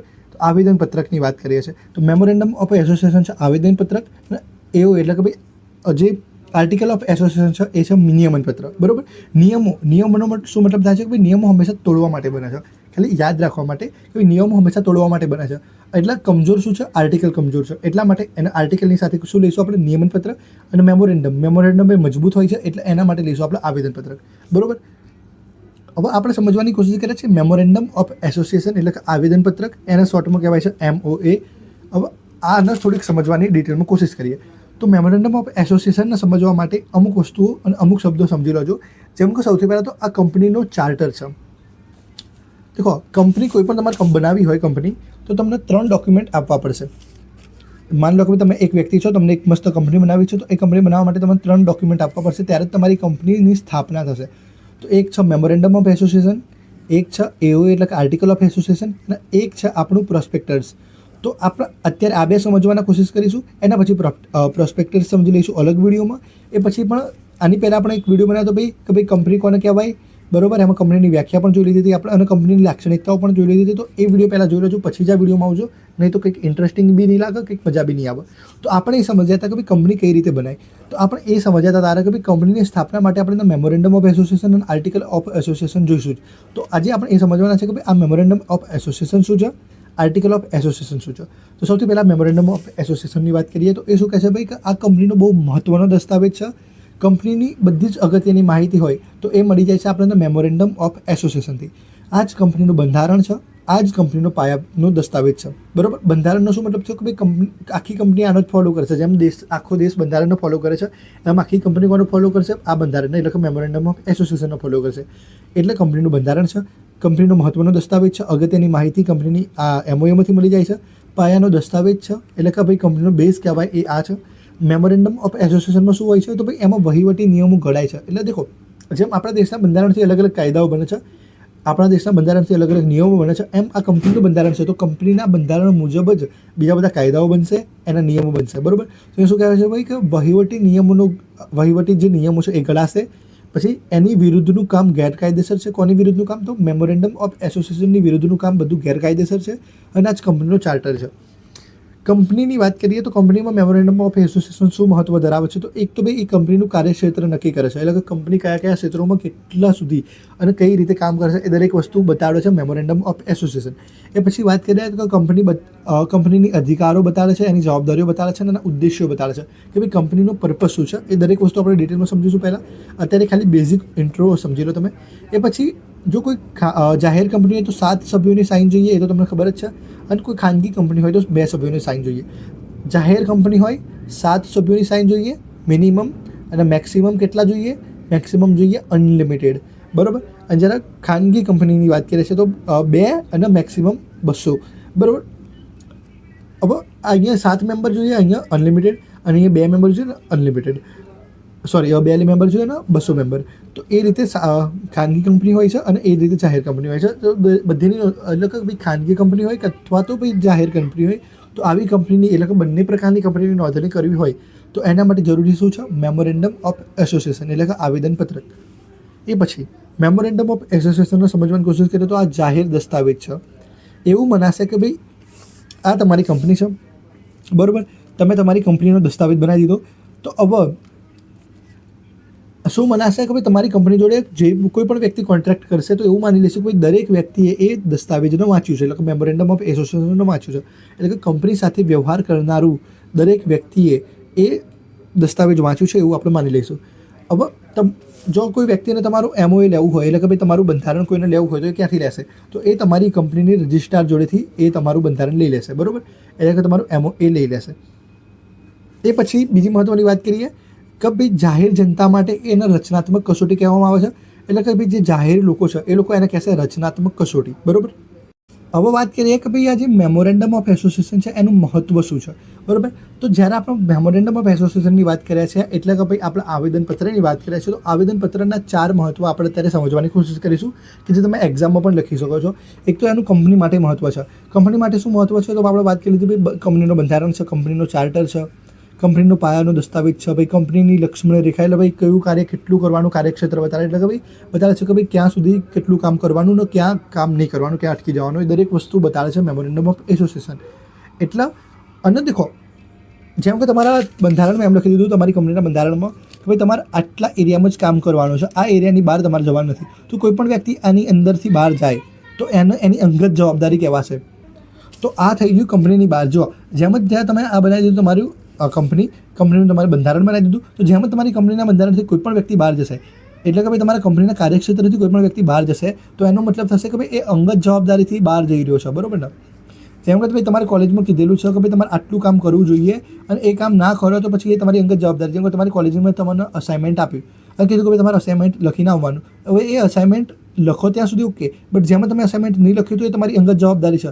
પછી તમારા કોલેજના લોકો એના માર્ક્સ કટ કરી દે, બરાબર, કાં તો પછી તમારું કોઈ સ્કોર ડાઉન કરી દે, તો એ બધી વસ્તુમાં તમારી પર્સનલ લાયબિલિટી ઊભી થાય છે. તો એ રીતે જ જો આ કંપની છે, કંપનીનું કાર્યક્ષેત્ર આટલું છે, તો એ કંપનીના કાર્યક્ષેત્રની બહાર તમે જેમ જ જશો તો એ તમારી પર્સનલ લાયબિલિટી ઊભી કરશે, એટલે કે તમારી અંગત જવાબદારી ઊભી કરશે. એની સાથે બીજી વાત કરીએ કે કંપની માટે શું મહત્વ હતું એ જોઈ લીધું. હવે વાત કરીએ કે ભાઈ લેણદારો માટે શું મહત્વ. દેખો, આ તમારી કંપની છે, તો તમારી કંપનીને ચલાવવા માટે પૈસા જોઈશું, તો પૈસા કોણ આપશે? બહારથી લેણદારો પૈસા આપશે, બરાબર ને? આ લોકો તમને પૈસા આપશે, તો આ લોકોને હવે જાણવું પડશે ને કે ભાઈ તમારી કંપની કઈ રીતે કામ કરે છે. તો એટલા માટે એ લોકો માટે શું મહત્વ છે એની પણ વાત કરી લઈએ. તો જેમ કે તમારી કંપની માટે પૈસા જોઈએ, તો એ પૈસા તમને મળશે બેંકથી, કોઈ વેપારી તમને એ પૈસા આપશે. તો એ જે પૈસા જે માલ આપશે એવા લેણદારો માટે પણ બહુ જરૂરી છે કે તમારા મેમોરેન્ડમ ઓફ એસોસિએશન એ સમજો. વાત કરીએ ભાઈ તમારા કંપનીની દસ્તાવેજની, બરાબર, તો એ દસ્તાવેજમાં એવું માનવામાં આવે છે કે ભાઈ જે મેમોરેન્ડમ ઓફ એસોસિએશન છે એમાં તમે તો પહેલાં શું લખશો, શું મેન્શન કરશો? મેમોરેન્ડમ ઓફ એસોસિએશનમાં તમે લખશો કે ભાઈ તમારે બહારના વ્યક્તિ સાથે કેવો સંબંધ રાખવાનો છે. બહારનો વ્યક્તિ એટલે કોણ? કે ભાઈ એક છે એ તમારો લેણદાર, તો લેણદાર અને તમારી કંપની વચ્ચે કેવો સંબંધ રહેવાનો છે. ભાઈ કોઈ વ્યક્તિ તમને પૈસા આપશે તો તમે એના પૈસા પાછા કેટલા સમય આપવાનો છો, એ દરેક વસ્તુની માહિતી કે બાબત એ દરેક વસ્તુ અહીંયા મળી જાય છે. એટલા માટે જ આ દસ્તાવેજ એવો છે કે ભાઈ જેમાં કંપની અને એના બહારના વ્યક્તિઓના સાથેની સંબંધની માહિતી મળી જાય છે, બરાબર. એટલા માટે જ એ દરેક લોકો એટલે કે ભાઈ જેટલા પણ લેણદાર છે એ લોકો મેમોરેન્ડમ ઓફ એસોસિએશનનો જોવે છે, એ પછી જ કંઈક વસ્તુ આપે છે. એટલે જે શેર હોલ્ડર છે એમની પણ કેટલી જવાબદારી છે એ દરેક વસ્તુનો ખ્યાલ પણ આના મેમોરેન્ડમથી આવી જાય છે. એટલા માટે લેણદારો પણ એ વસ્તુ નક્કી કરશે કે ભાઈ કેટલું ધિરાણની મર્યાદા રાખવાની, એ દરેક વસ્તુ મેમોરેન્ડમ ઓફ એસોસિએશનનો જોઈને એ નક્કી કરશે. પછી વાત કરીએ શેર હોલ્ડરો માટે શું મહત્વ છે. દેખો, એક છે કંપનીને પૈસા આપવાવાળો વ્યક્તિ, એક છે કંપનીને માલ આપવાવાળો વ્યક્તિ, એને કહેવાશે લેણદાર. એક વ્યક્તિ છે કે જે કંપનીના માટે મૂડી એકઠી કરે છે. કંપનીને પૈસાની જરૂર પડશે, જ્યારે આખી કંપની ચલાવવાની આવશે તો લેણદારો આખી કંપની નહીં ચલાવે, આખી કંપની કોણ ચલાવશે? આખી કંપની ચલાવશે શેર હોલ્ડરો. તો આ વ્યક્તિઓ કંપનીને પૈસા આપે છે, તો એમના પૈસા બહુ મહત્ત્વના છે, એમના પૈસા બહુ અગત્યના છે. તો જ્યારે આ વ્યક્તિ એમના પૈસા આપે છે કંપનીને, તો કંપની એ પૈસાનો કઈ રીતે યુઝ કરશે, કંપની એ પૈસાને ક્યાં ક્યાં મૂકશે, એ દરેક વસ્તુની જે માહિતી છે એ શેર હોલ્ડરોને મળે છે મેમોરેન્ડમ ઓફ એસોસિએશનથી, બરાબર. કારણ કે શેર હોલ્ડરો એ કંપનીના સાચા માલિકો છે, લાંબા ગાળાની મૂડી પૂરી પાડે છે, નાણાંનો ઉપયોગ ક્યાં થાય એ એમને જાણવું બહુ જ જરૂરી છે. એટલા માટે કંપની યોગ્ય કામ કરે છે કે અયોગ્ય, દરેક વસ્તુની માહિતી, કંપનીની કાર્યપદ્ધતિ, કંપનીનું સંચાલન, કંપનીનો વહીવટ, એ દરેક વસ્તુની માહિતી એનો મેમોરેન્ડમ ઓફ એસોસિએશનથી મળી જાય છે. એનો મતલબ ભાઈ તમારે કોઈ કંપનીનો શેર લેવો છે, બરાબર, આ કંપનીનો તમને શેર લેવો છે, તો ભાઈ તમે આ કંપનીને પહેલાં ચેક કરશો ને કે ભાઈ કંપની કેવી રીતે કામ કરે છે, એનો મેનેજમેન્ટ કેવું છે, બરાબર, એ તમારા પૈસાનો કેવી રીતે યુઝ કરશે, એ પછી તમે એને પૈસા આપશો. તો એ જ સેમ ટુ સેમ અહીંયા પણ વસ્તુ એ જ થાય છે. શેર હોલ્ડરનો એ જ મતલબ છે કે ભાઈ તમે કોઈ શેરને હોલ્ડ કરો છો, એટલે તમે કોઈ શેરને બાય કરો છો. પછી જાહેર જનતા માટે, તો આ જાહેર દસ્તાવેજ છે, એટલા માટે જાહેર જનતા પણ એને વાંચી શકે છે, એટલા માટે જાહેર જનતા માટે પણ આ મહત્ત્વનું છે. એ પછી વાત કરીએ મેમોરેન્ડમમાં શું હોય. એક તો એના ક્લોઝ તો સમજીશું જ, પણ મેમોરેન્ડમમાં શું હોય કે ભાઈ આ છાપેલો હોય છે, બરાબર, એની સાથે જ આમાં અનુક્રમ નંબર પણ હોય છે, એના ફકરાઓ પણ હોય છે, એની અંદર નામ હોય છે, સરનામું હોય છે, ધંધો હોય છે, એટલે કે ભાઈ ધંધાનો પર્પઝ શું છે એ હોય છે, એની સાઇન હોય છે, અને એક સાક્ષી પણ હોય છે. સાઇન કોની હોય? તો સાઇન હોય છે, આપણે સ્ટાર્ટિંગમાં જ વાત કરી હતી કોની સાઇન હોય, તો અહીંયા 7 લોકોની, અહીંયા 2 લોકોની, બરાબર. હવે સમજવાની કોશિશ કરે કે ભાઈ મેમોરેન્ડમ ઓફ એસોસિએશનમાં કઈ વસ્તુ હોય છે કે જે મહત્ત્વની હોય છે અને એને મેન્શન કરવી બહુ જ અગત્યની હોય છે. તો એના આટલા ક્લોઝ છે, એક ક્લોઝ આપણે સમજવાની કોશિશ કરીએ. વાંચી લો એક વાર. હવે સૌથી પહેલાં આપણે સમજવાની કોશિશ કરીએ નેમ ક્લોઝને. એટલે કે ભાઈ તમારી કંપનીનું જે નામ છે એ તમારું કંપનીનું નામ બનાવવું પડશે, તો તમારું કંપનીનું નામ યુનિક હોવું જોઈએ. એટલે કે ભાઈ પહેલાં જો કોઈ કંપનીનું નામ હોય, જેમ કે અત્યારે હાલની કંપની છે રિલાયન્સ, તો તમે તમારી કંપનીનું નામ રિલાયન્સ ના રાખી શકો. તો પહેલાંથી જે કંપનીનું નામ છે એવું નામ તમે ના રાખી શકો, તમારે યુનિક નામ રાખવું પડશે. પછી એવું કોઈ પણ નામ ના રાખી શકો કે જે નામ ક્રાઇમમાં સામેલ થતો હોય, કાં તો કોઈની ડેફિનેશન કરતો હોય. જેમ કે તમે એવી કંપનીનું નામ ના રાખી શકો ભાઈ કે ભાઈ પાકિસ્તાન મુર્દાબાદ કંપની, બરાબર, એવું કોઈ પણ કંપનીનું નામ પણ તમે ના રાખી શકો. હવે તમારી કંપનીમાં તમારે નામ આપવું પડશે, તમારે એડ્રેસ આપવું પડશે. હવે તમારી કંપનીનું નામ અને એડ્રેસ તમારે ઇંગ્લિશમાં પણ આપવું પડશે અને લોકલ લેંગ્વેજમાં પણ આપવું પડશે. આ કહે છે કંપનીના જે મેમોરેન્ડમ ઓફ એસોસિએશન છે એની ક્લોઝ 1, એટલે કે ભાઈ એનો જે ક્લોઝ છે નેમ ક્લોઝ, એ વસ્તુ આટલી કહે છે. હવે એક બીજી પણ વસ્તુ છે ભાઈ કે જે એમ્બ્લેમ્સ એન્ડ નેમ જે પ્રિવેન્શન એક્ટ છે એમાં પણ તમને બતાવી છો કે ભાઈ તમે એના સેક્શન 3 બતાવી છો કે ભાઈ કેવા નામ ના રાખી શકો, બરાબર. એ પછી વાત કરીએ રજિસ્ટર ઓફિસની વાત, તો સિચ્યુએશન ક્લોઝની વાત કરીએ. બીજું ક્લોઝ હતું સિચ્યુએશન ક્લોઝ.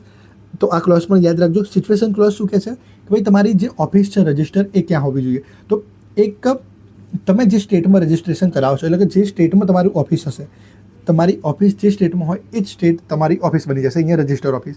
એટલે અને એ વસ્તુનું તમારે મેન્શન કરવું પડશે દસ્તાવેજમાં, એ ઓફિસનું નામ મેન્શન કરવું પડશે, સ્ટેટનું નામ મેન્શન કરવું પડશે, પ્રોમિસરી નેટમાં પણ તમારે એનું નામ મેન્શન કરવું પડશે, અને બિલ ઓફ એક્સચેન્જમાં પણ એરે સ્ટેટનું નામ તમારે મેન્શન કરવું પડશે.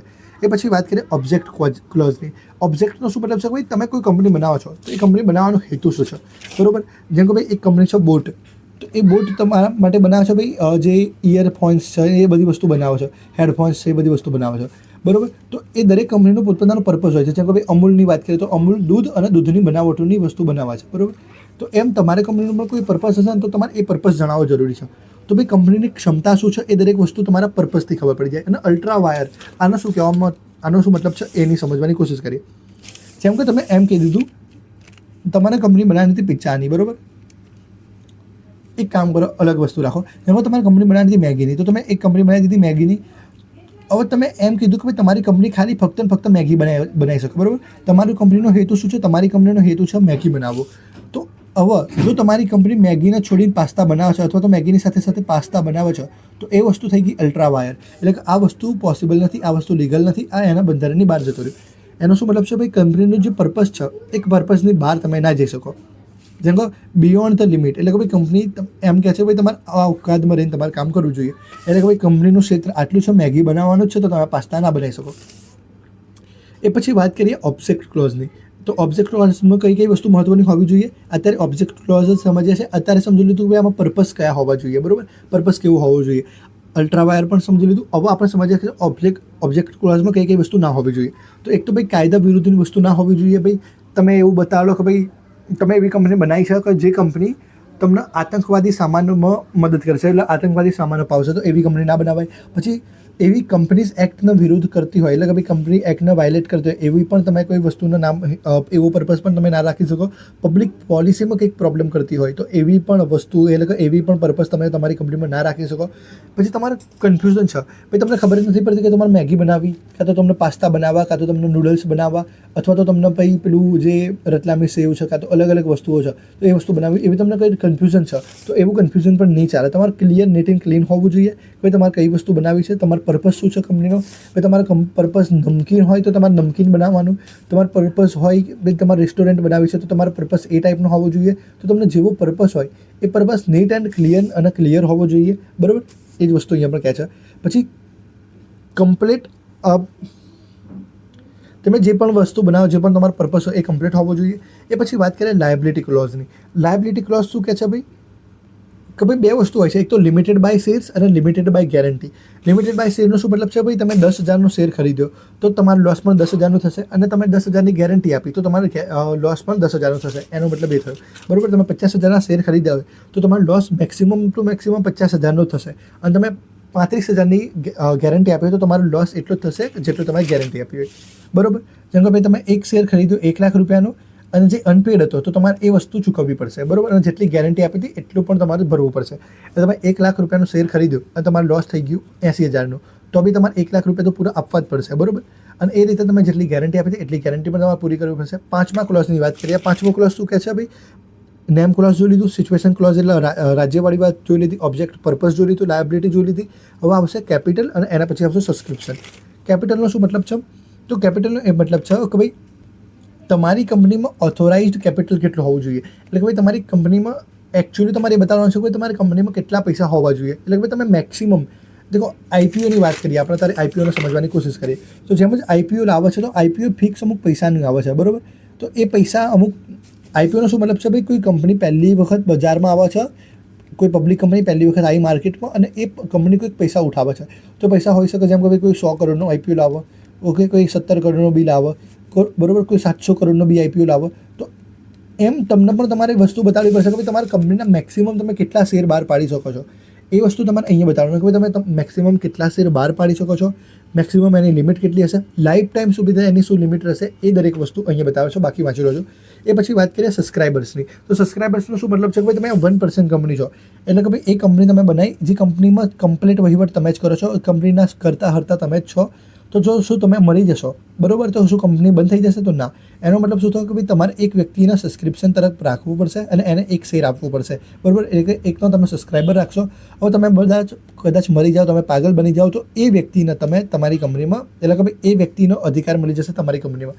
એટલે તમારા પછી કોઈ એક વ્યક્તિને તમારો અધિકાર મળી જાય તમારી કંપનીનો, એ વસ્તુ છે સબસ્ક્રિપ્શન ક્લોઝ. તો આપણે સમજી લીધું MLA કમ્પ્લીટલી. હવે અલ્ટરેશન કરવું હોય MOAમાં તો તમે કરી શકો છો, બટ એ બહુ જ ડિફિકલ્ટ છે. આપણે કોન્સ્ટિટ્યુશન અમેન્ડમેન્ટ જોઈ લીધું હતું 368. એમાં આપણે એક વાત કરી હતી. કઈ વાત કરી હતી? કે ભાઈ એક હોય છે 51, એક હોય છે 51 + 2/3 અને એક હોય છે 51 2/3 અને વિશેષ બહુમતીવાળું. તો એ સમજો કે ભાઈ આમાં અલ્ટરેશન કરવું એટલે આ લેવલનું ડિફિકલ્ટ કામ છે. તો હવે આપણે સમજી લઈશું આર્ટિકલ ઓફ એસોસિએશનના. આપણે જોયું હતું memorandum of association. Memorandum of association ટૂંકમાં શું બતાવે છે એક વખત સમજી લઈએ. તો આ મેમોરેન્ડમ ઓફ એસોસિએશન, આ સમજો તમારી કંપની છે, તમે તમારા કંપની માટે બે ડોક્યુમેન્ટ બનાવે છે, એક આર્ટિકલ ઓફ એસોસિએશન, એક memorandum of association. Memorandum of association એ બતાવે છે કે ભાઈ તમારી કંપની છે, બરાબર. તો તમારી કંપનીમાં પહેલાં તેનું નામ શું હશે, એનો પર્પસ શું છે, એ કયા રાજ્યમાં સ્થિત છે, એ દરેક વસ્તુ, બરાબર. બહારના વ્યક્તિઓ સાથે, એટલે તમારી કંપની છે, આ બહારનો લેણદાર છે, તો એ લોકોની સાથે કેવો વ્યવહાર રાખશે, આ શેર હોલ્ડરોનો એ ખબર પડશે કે ભાઈ કંપની કઈ રીતે કામ કરે છે, એનો પ્રોસિજર કઈ છે, તો એ ઉપરથી એ ઇન્વેસ્ટ કરી શકશે એમાં. તો એ દરેક વસ્તુ, એટલે કે ભાઈ બહારના સંબંધો, બાહ્ય સંબંધોનું કામ કોણ કરશે? Memorandum of association. Memorandum of association કંપનીનો બેઝ છે, એટલા માટે જ એને કંપનીનું બંધારણ કહેવામાં આવે છે, એટલા માટે જ એ કંપનીનું ચાર્ટર છે, એટલા માટે જ કંપની માટે બહુ જ મહત્વનું છે. હવે આ જ વસ્તુનું થોડુંક ઓપોઝિટ કરી દો એટલે એ બની જશે આપણું એવું, એટલે કે ભાઈ આર્ટિકલ ઓફ એસોસિએશન, જેને કહેવાય છે નિયમન પત્રો, બરાબર. નિયમન પત્રનો શું મતલબ છે ભાઈ? કે જ્યારે આ વાત કરે છે બાહ્યની, આ વાત કરે છે બહારની, એટલે કે ભાઈ બાહ્ય સંબંધો કઈ રીતે જાળવવાના, બરાબર. તો આ શું વાત કરે છે કે ભાઈ અંદરના સંબંધો કઈ રીતે જાળવવાના. હવે કંપનીના બહારના સંબંધો જાળવી દીધે, પણ જ્યાં સુધી કંપનીના અંદરના સંબંધો સારા ના હોય ત્યાં સુધી બહારના સંબંધોની કોઈ વેલ્યુ નથી રહેતી. તો એ વસ્તુ આ બતાવે છે. આ શું કહે છે ભાઈ કે આ કંપની છે, તો કંપનીના ડાયરેક્ટર્સ, પછી કંપનીના પ્રમોટર્સ, કંપનીના શું કહેવાય મેમ્બર્સ, કંપનીના જે CEO છે એ, પછી કંપનીના એમ્પ્લોઈઝ, બરાબર. તો એ દરેક વચ્ચેનો સંબંધ કઈ રીતે રાખવાનો એ વસ્તુ આ બતાવે છે. આ કહે છે ભાઈ કંપનીનો પર્પસ શું છે, તો આ એમ કહે છે કે ભાઈ આ પર્પસનો પૂરો કરવા માટે આપણે કેવી રીતે કામ કરવું, બરાબર. એ દરેક વસ્તુ આ આર્ટિકલ ઓફ એસોસિએશન બતાવે છે. તો ટૂંકમાં આ વાત કરે છે અંદરની અને આ વાત કરે છે બહારની, બરાબર ને. તો એક સ્ટ્રેટેજી એવી હોવી જોઈએ, કંપની એવી હોવી જોઈએ કે જે બહારથી પણ સારી હોય ને અંદરથી પણ સારી હોય. તો કંપનીને બહારથી સારું કરવાનું કામ મેમોરેન્ડમ ઓફ એસોસિએશન કરે છે અને અંદરથી સારું કરવાનું કામ આર્ટિકલ ઓફ એસોસિએશન કરે છે. આર્ટિકલ ઓફ એસોસિએશનને થોડુંક ડિટેલમાં સમજવાની કોશિશ કરીએ તો આર્ટિકલ ઓફ એસોસિએશન એ કંપનીના અંદરના રૂલ્સ અને રેગ્યુલેશન્સ બનાવે છે, બરાબર. આ રૂલ્સ અને રેગ્યુલેશન્સ બંધારણ મુજબ બને છે. બંધારણ કોણ છે કંપનીનું? Memorandum of association. તો મેમોરેન્ડમ ઓફ એસોસિએશનનો શું કહેવાય કે એનો ઇગ્નોર ના થાય, કે એ વસ્તુનો વાયોલેટ ના કરે, એ રીતે કંપનીની અંદર રૂલ્સ અને રેગ્યુલેશન્સ બનાવે છે આર્ટિકલ ઓફ એસોસિએશન. એમાં રોજબરોજના કામનું સંચાલન થાય છે, એટલે ભાઈ ડે ટુ ડેમાં વર્કમાં ભાઈ કઈ વસ્તુમાં કઈ પ્રોબ્લેમનો ફેસ કરે છે, એ દરેક વસ્તુનું સોલ્યુશન આર્ટિકલ ઓફ એસોસિએશનથી મળે છે. મેમોરેન્ડમ એસોસિએશન શું કહે છે ભાઈ કે ભાઈ કંપની શું કરી શકે છે, અને આર્ટિકલ ઓફ એસોસિએશન એમ કહે છે કે ભાઈ કંપની આને એમ તો કહી દીધું ભાઈ કંપની શું કરી શકે છે, પણ એ શું કરવા માટે, એ શું કેવી રીતે કરવું, એ વસ્તુ કહે છે ભાઈ આર્ટિકલ ઓફ એસોસિએશન, બરાબર. એક વ્યક્તિ શું કહે છે? મેમોરેન્ડમ ઓફ એસોસિએશન એમ કહે છે ભાઈ કંપની શું કરી શકે છે, અને આર્ટિકલ ઓફ એસોસિએશન કહે છે કે ભાઈ કંપની એ કામ કેવી રીતે કરી શકે છે, બરાબર. એનું શું મહત્વ છે? તો ભાઈ એ કંપનીનું કમ્પ્લીટલી અંદરનું કામકાજ સંભાળે છે, એ કંપનીનું કમ્પ્લીટલી વહીવટી કામ અને એનું કાર્યનું નિયમન કરે છે, એનું સંચાલન કરે છે, ડાયરેક્ટર અને શેર હોલ્ડરના સંબંધો નક્કી કરે છે, સભ્યોના અધિકારોનો ફરજો નક્કી કરે છે, એની કામગીરીની વાત કરીએ તો શેર મૂડીમાં ભાઈ કેટલા શેર ઇસ્યુ કરવા, શેરનું હસ્તાંતરણ કઈ રીતે કરવું, એ દરેક વસ્તુની બાબત કોણ નક્કી કરશે? એ નક્કી કરશે આર્ટિકલ ઓફ એસોસિએશન. એને એ રીતે સમજી શકાય કે એમ આપણું એક દેશનું બંધારણ છે અને એ દેશના બંધારણથી બીજા બધા કાયદાઓ ચાલે છે, જેમ કે IPC, CPC, બરાબર, પછી CRPC, દરેક વસ્તુ આ દેશના કાયદાથી, એટલે કે ભાઈ દેશના બંધારણ મુજબ ચાલે છે. આ કાયદાઓ આ બંધારણનું વાયોલેશન નથી કરતા. આ કાયદાઓ છે ને દેશના અંદરની સંરચના બતાવે છે, બરાબર. આ વસ્તુ બતાવે છે કે દેશ કેવો છે, અને આ વસ્તુ બતાવે છે કે ભાઈ દેશના અંદરના કાયદાઓ કેવા છે, બરાબર. આ દેશના અંદરથી સંચાલન કરે છે. તો એ જ વસ્તુ અહીંયા પણ છે કે ભાઈ આ દેશના, એટલે કે ભાઈ આ કંપનીના અંદરથી એનું સંચાલન કરે છે. જેમ કે શેર મૂડીની વાત કરીએ તો શેર મૂડી ઇસ્યુ કરવાની, પછી શેર મૂડીનું હસ્તાંતરણ કરવાનું, એટલે કોઈ શેર કેટલા ઇસ્યુ કરવાના, શેરનું ટ્રાન્સફર કેવી રીતે કરવાનું, એ દરેક વસ્તુ અહીંથી મળે છે. પછી વાત કરીએ ડાયરેક્ટરના નિયમોની, કે ભાઈ ડાયરેક્ટર માટે નિયમો શું રહેશે, ડાયરેક્ટરની નિયુક્તિ કોણ કરશે, એની શું સત્તા છે, એની શું ફરજો છે, એને હટાવવા કઈ રીતે. પછી મિટિંગની વાત કરીએ તો ભાઈ મિટિંગમાં શું હોય કે ભાઈ મિટિંગ એટલે કે જે જાહેર સભાઓ છે તો એ કેવી રીતે બોલાવવી, કોણ બોલાવશે, ક્યારે બોલાવશે, પછી એનું શું નોટિસ છે, એની કોરમ શું છે, એની વોટિંગ કઈ રીતે થશે, એ દરેક વસ્તુ અહીંયા બતાવશે મિટિંગમાં. પછી ડિવિડન્ડ આપવું છે કે નથી આપવું એ વસ્તુ કહેશે આર્ટિકલ ઓફ એસોસિએશન, બરાબર. પછી એકાઉન્ટ અને ઓડિટનું બધું કામ સંભાળશે, લોન કઈ રીતે લેવાની, કોની જોડે લેવાની, કેટલી લેવાની, દરેક વસ્તુ અહીંયાથી મળી છે. પછી કંપનીનો અંત કઈ રીતે આવશે એ પણ વસ્તુ અહીંયા આ બતાવે છે. આર્ટિકલ ઓફ એસોસિએશન શું કહે છે ભાઈ કે ભાઈ કંપનીમાં આમાં ફેરફાર કરવો હોય એટલે કે આર્ટિકલ ઓફ એસોસિએશનમાં ફેરફાર કરવો હોય તો કરી શકાય છે. દેખો બે વસ્તુમાં આપણે વાત કરી હતી, મેમોરેન્ડમ ઓફ એસોસિએશનની વાત કરી હતી કે ભાઈ મેમોરેન્ડમ ઓફ એસોસિએશનમાં ફેરફાર કરવો છે થશે, બટ બહુ જ ડિફિકલ્ટ છે, અને આર્ટિકલ ઓફ એસોસિએશનમાં ફેરફાર કરવો બહુ જ ઇઝી છે, બરાબર ને. જેમ આપણે બંધારણમાં ફેરફાર કરવો બહુ મુશ્કેલ છે એ રીતે જ મેમોરેન્ડમ ઓફ એસોસિએશન એટલે કે કંપનીના બંધારણમાં પણ ફેરફાર કરવો બહુ મુશ્કેલ છે, અને અન્ય કાયદાઓમાં આપણે ફેરફાર કરવો બહુ આસાન છે. એ રીતે જ આર્ટિકલ ઓફ એસોસિએશન પણ જે અન્ય વસ્તુઓ છે એમાં જે ફેરફાર કરવો હોય તો બહુ આસાન છે. હવે બંનેનું સિમિલર, બંનેનું જોઈને કહીએ કે ભાઈ બંનેનું શું મહત્વ છે. તો એક છે કે ભાઈ કંપનીની સ્થાપનામાં જે કંપની સ્થાપનાનું પ્રમાણપત્ર મેળવવું હોય એટલે કંપનીની સ્થાપના કરવી હોય તો આ બંનેની નોંધણીની ખૂબ જ જરૂરી છે. આ બંનેની નોંધણી કરીશું એટલે કે ભાઈ તમે તમારા રાજ્યની હેડ ઓફિસમાં ભાઈ કે જ્યાં તમારી કંપનીની નોંધણી થાય છે ત્યાં આ બંને ડોક્યુમેન્ટ આપશો એ પછી જ તમારી કંપનીનું નોંધણી થશે, બરાબર. એ પછી તમારી કંપનીની સ્થાપના થશે. પછી નોંધણી થાય જેમ જ આની નોંધણી થશે એ શું થશે, જાહેર દસ્તાવેજ બની જશે. સૌથી પહેલાં તમારા કંપનીની સ્થાપના કરાવવા માટે આ બંનેની નોંધણી કરાવવી પડશે. જેમ જ નોંધણી થશે આ બંને શું થશે, તમારા જાહેર દસ્તાવેજ બની જશે, બરાબર. એટલા માટે જ આપણે કહીએ છીએ કે ભાઈ કંપની સાથે જે પણ વ્યક્તિ સંબંધ ધરાવશે એ દરેક વ્યક્તિને આ વસ્તુ વાંચેલી હોવી જોઈએ. પછી બંને છાપેલા ફકરામ હોવા જોઈએ, એટલે બંને છાપેલા હોવા જોઈએ અને ફકરાઓમાં પણ હોવા જોઈએ.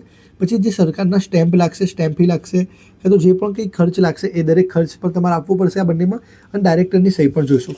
હવે આપણે ડિફરન્સીસની વાત કરી લઈએ મેમોરેન્ડમ ઓફ એસોસિએશન અને આર્ટિકલ ઓફ એસોસિએશનની. એક શું કહે છે ભાઈ, એક છે આવેદનપત્ર અને એક છે નિવેદનપત્ર. દેખો મેં શું કીધું હતું ભાઈ આમાં ફેરફાર જલ્દી કરી શકાય છે, એટલા માટે જ મેં શું કીધું હતું સ્ટાર્ટિંગમાં કે ભાઈ તમે નિયમનો યાદ રાખો. જેમાં તમને ખબર પડશે કે ભાઈ નિયમ તોડવા માટે હોય છે તો તમને યાદ રહી જશે કે ભાઈ આર્ટિકલ બહુ ઇઝી છે એમાં ચેન્જીસ કરવા માટે, એટલા માટે જ આપણે એ રીતે વાત કરી હતી. હવે મેમોરેન્ડમ ઓફ એસોસિએશન શું કહે છે ભાઈ કે આ કંપનીનું બંધારણ છે, પાયાનો દસ્તાવેજ છે, અને આ કંપનીનો ગૌણ દસ્તાવેજ છે.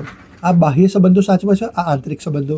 આ જાહેર હોય કે ખાનગી કંપની હોય કે જાહેર કંપની હોય, ફરજિયાત રીતે તમારે શું કરવું પડશે ભાઈ કે ભાઈ એમઓએ આપવું જ પડશે. એટલે ભાઈ તમારે જાહેર કંપની બનાવી, ખાનગી કંપની બનાવી, તમારે એમઓએ જોઈશું જ.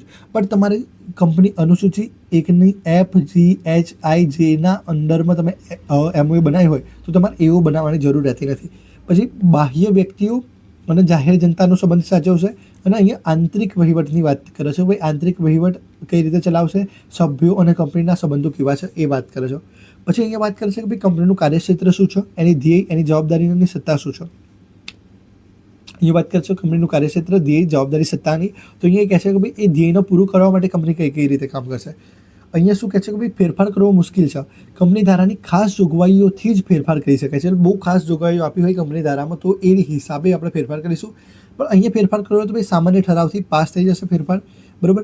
અહીંયા શું કહે છે ભાઈ એમઓએનું ઉલ્લંઘન કરો, એમઓએને સમજો ફંડામેન્ટલ રાઇટ્સ છે, તો ફંડામેન્ટલ રાઇટ્સનું ઉલ્લંઘન કરો તો તમે ગમે તેટલું દમ તોડ્યો, ગમે તેટલી મહેનત કરો, બરાબર. જેમ કે ભાઈ પ્રાઇમ મિનિસ્ટરને લઈ લો, કેબિનેટ ઓફ મિનિસ્ટરને લઈ લો, આ લોકો ગમે તેટલી મહેનત કરશે તમારા ફંડામેન્ટલ રાઇટ્સને વાયલેટ નહીં કરી શકે. એ જ રીતે એમઓએને પણ એનો વાયલેટ કરવું હોય તો કંપનીના ડાયરેક્ટર્સ, એના મેમ્બર્સ એક થઈ જાય તો પણ એમઓએનું વાયલેશન નહીં કરી શકે. પણ જો એવું એનું વાયલેશન કરવું હોય તો ભાઈ કંઈ ફરક નથી પડતો, સભ્યો સામાન્ય સંમતિ આપીને પણ એને માન્ય કરાવી શકે છે. એ પછી વાત કરીએ કાર્યક્ષેત્રની, તો સત્તાની બહાર નહીં જવાનું, સત્તાની બહાર જશો તો તમારી અંગત જવાબદારી. અહીંયા સત્તાની બહાર તમે જતા રહ્યા તો તમારી કંઈ વાંધો નહીં, તમે થોડુંક ફેરફાર કરી દો, બરાબર. અહીંયા ક્રમ અનુસાર વિગત નાખવાની, અને અહીંયા વિગતનું કોઈ પણ પ્રકારનો ક્રમ નહીં હોય તો ચાલશે. તો બેસિકલી આપણા આ વિડીયો થઈ ગયો છે ધ એન્ડ. તો તમારે એક વખત જોવું હોય તો તમે અહીંયાથી તમે જોઈ લો છો કે ભાઈ આ વસ્તુ આપણી આ રીતે ચાલશે. આ તમે ફેરફાર સમજી લો છો, બરાબર. આ વસ્તુ આપણે ક્લિયરલી અહીંયા લખેલી છે, તો તમે એક વખત વાંચવું હોય તો તમે વાંચી શકો છો, કાં તો તમે સ્ક્રીનશોટ લિંક પણ તમે જોઈ લો છો. તો આ આપણી વસ્તુ થઈ ગઈ ક્લિયર. તો આટલી વસ્તુ છે. હવે આના પછી નેક્સ્ટ આપણે વિડીયો બનાવી છે પ્રમોટર્સનો. સૌથી પહેલાં આપણે વિડીયો બનાવી દીધો હતો કે કંપની શું છે એ વસ્તુ, એની લક્ષણો. હવે memorandum of association, article of association સમજી લીધું. હવે કંપનીના પ્રમોટર્સને સમજવાની કોશિશ કરીશું આપણે. હેલો ફ્રેન્ડ્સ, કેમ છો તમે બધા? તો આજે આપણે વાત કરીશું વિજ્ઞાપન પત્રોની. આની પહેલાં આપણે વિડીયો બનાવ્યો હતો જેમાં વાત કરી હતી આપણે મેમોરેન્ડમ ઓફ એસોસિએશન અને આર્ટિકલ ઓફ એસોસિએશનની. હવે આ બંને બહુ મહત્ત્વના કેમ છે? કારણ કે ભાઈ આર્ટિકલ્સ અને મેમોરેન્ડમ એ બંને મહત્ત્વના ડોક્યુમેન્ટ છે કંપનીના. એ જ રીતે આ પ્રોસ્પેક્ટર્સ એટલે કે જે વિજ્ઞાપન પત્ર છે એ પણ બહુ મહત્ત્વનું ડોક્યુમેન્ટ છે કંપનીનું.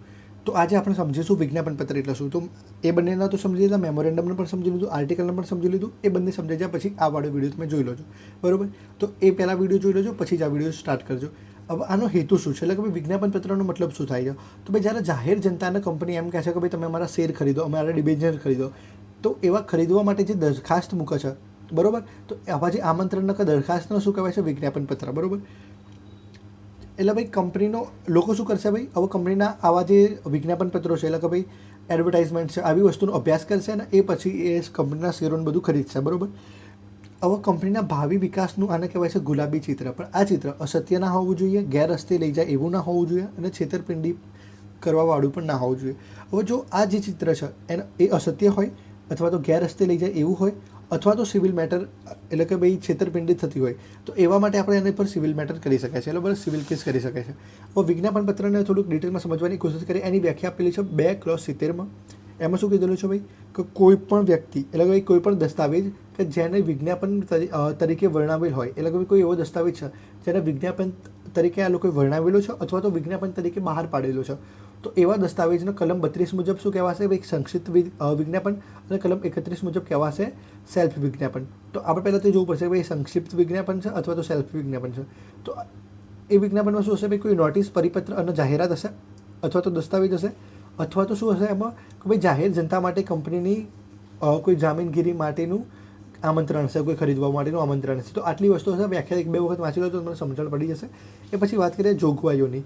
તો આમાં શું જોગવાઈ છે? એટલે કે ભાઈ કઈ વસ્તુ હોવી જોઈએ? જેમ કે ભાઈ આજે આપણે તમે જે તારીખે સાઇન કરો છો વિજ્ઞાપનમાં, બરાબર, એ જ તારીખે એને બહાર પડેલું હોય એવું ગણાશે, બરાબર ને? તમે આજની તારીખે સાઇન કરો છો વિજ્ઞાપનમાં અને 2 દિવસ પછી બહાર પાડ્યો તો પણ ગણાશે એમ કે ભાઈ એ આજે જ બહાર પડ્યો છે. એ પછી જે ડાયરેક્ટરનું નામ હોય એ વિજ્ઞાપન પત્રમાં એને જ સહી કરવી પડશે, બરાબર? અને જેની સહી હશે એનું નામ હોવું જોઈએ.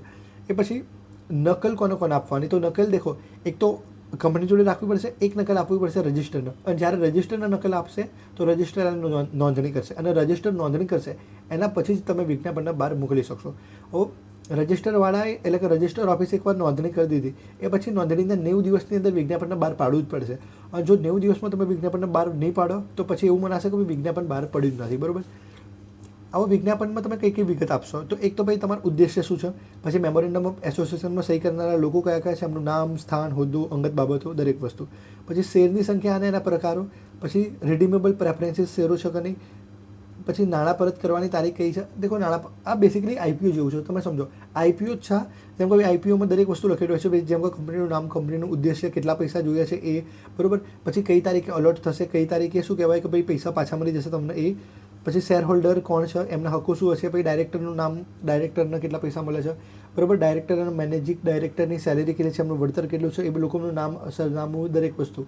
પછી લઘુત્તમ ભરણો એટલે કે ભાઈ આઈપીઓ કેટલા કરોડનો છે, દરેક વસ્તુ. તો એ બધી વસ્તુ જ અહીંયા વિજ્ઞાપન પત્રમાં છે, બરાબર? એ સિવાય શું કે ભાઈ શેર અરજી તથા શેર મંજૂરી વખતે રકમ ભરનારને લગતી માહિતી, એટલે કે ભાઈ તમારા શેર મંજૂરી થશે તો ભાઈ તમારે કેટલી રકમ ભરવાની, ક્યારે ભરવાની, દરેક વસ્તુ. પછી બાહેંધરી દલાલોના નામ અને વિગતો, પછી શેરમાં આવેલી રકમ, પછી મિલકત ખરીદવાની હોય તો એની રકમ, પ્રાથમિક ખર્ચનો અંદાજ, ઓડિટને લગતી એટલે તમામ વિગતો. જો તમે આઈપીઓ ભરતા હોય તો તમને ખબર હશે કે ભાઈ આઈપીઓની સાથે ઘણા ડોક્યુમેન્ટ અટેચ આવો છે, તો ભાઈ એ ડોક્યુમેન્ટમાં તમને દરેક લિસ્ટની એટલે કે દરેક વસ્તુની માહિતી મળી જશે.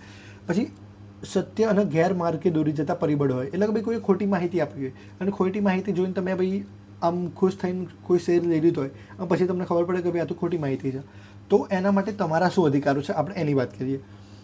તો અહીંયા શું છે ભાઈ, તો તમે તો પહેલાં તો શેર વેચી શકો છો જ્યારે તમને ખબર પડશે કે તમારે અહીંયા ખોટી માહિતી છે. એ તો ખોટી માહિતીનો મતલબ છે કે ભાઈ તમે સાચી માહિતીનો લોભ કર્યો છે, એટલે કે સાચી માહિતી છુપાઈ છે અને ખોટી માહિતીને પ્રસિદ્ધ કરી છે. તો તમારો શું અધિકાર હશે? એક તો કે ભાઈ તમે એક તો શેર વેચી મારશો તમારા, અને તમારું સભ્યપદ એટલે કે જે તમારું સભ્યપદ છે એ પણ જતું રહેશે, મેમ્બરશિપ જતી રહેશે. એની સાથે તમારે પણ કંઈક સાબિત કરવું પડશે એના માટે, એ પછી તમને ફાયદો થશે. તો શું સાબિત કરવું પડશે? જેમ કે ભાઈ પ્રોસ્પેક્ટસમાં જે કરવામાં આવેલું નિવેદન છે એ ખોટું હતું અને ગેરમાર્ગે દોર્યું હતું એવું સાબિત કરવું પડશે. પછી પ્રોસ્પેક્ટરની હકીકત એ બાબતની લગતી હોવી જોઈએ. એટલે કે ભાઈ પ્રોસ્પેક્ટસમાં હકીકત હતી, એટલે પ્રોસ્પેક્ટસમાં જે લખેલું હતું અને હકીકત હતી, બંને વસ્તુમાં બહુ ફરક હતો એમ, એવું પ્રૂફ કરવું પડશે. એ સાથે જ પ્રોસ્પેક્ટરમાં એ વસ્તુ બહુ મહત્ત્વની હતી, એ જોઈને તમે એ શેર લીધા હતા. એ સિવાય ભાઈ પ્રોસ્પેક્ટસમાં આ બાબતનો આધાર રાખ્યો હતો અને એના કારણે તમે શેર લીધા હતા, એટલા માટે હવે તમે અને એવા ગેરમાર્ગે દોરાઈ ગયા, બરાબર. એ સિવાય પ્રોસ્પેક્ટસ બહાર પાડવાની મંજૂરી આપનાર ડાયરેક્ટર, એટલે કે ભાઈ પ્રોસ્પેક્ટસ બહાર પાડ્યા હોય જેને, એવા મંજૂરી આપનારા ડાયરેક્ટરો, પ્રમોટરો વગેરે સામે આપણા શેર હોલ્ડરના શું ફાયદા, જે શું હકો છે એની વાત કરીએ. કલમ 35માં લખેલું છે, જો ડાયરેક્ટરમાં શું છે કે ભાઈ જેનું નામ એમાં હોય અને જેને તેમાં સાઇન આપી હોય, સંમતિ આપી હોય, એવો ડાયરેક્ટર. પછી કંપનીના જેટલા પણ આદ્ય સ્થાપક હોય એ દરેક વ્યક્તિ, અને આની સાથે જેટલા લોકોએ પ્રોસ્પેક્ટર બહાર પાડ્યું હોય એ દરેક લોકો ઉપર આપણી લાયબિલિટી ઊભી થાય છે, બરાબર. જેમ કે ભાઈ ખોટું પ્રોસ્પેક્ટસ બહાર પડ્યું છે તો આપણે આ 3 વ્યક્તિઓ પર કેસ કરી શકે છે. કેવી રીતે? જેમ કે ક્રિમિનલ કેસ કરી શકે છે છેતરપિંડીનો 318 મુજબ 3 વર્ષથી લઈ 7 વર્ષ સુધીની એમને સજા થશે, બરાબર.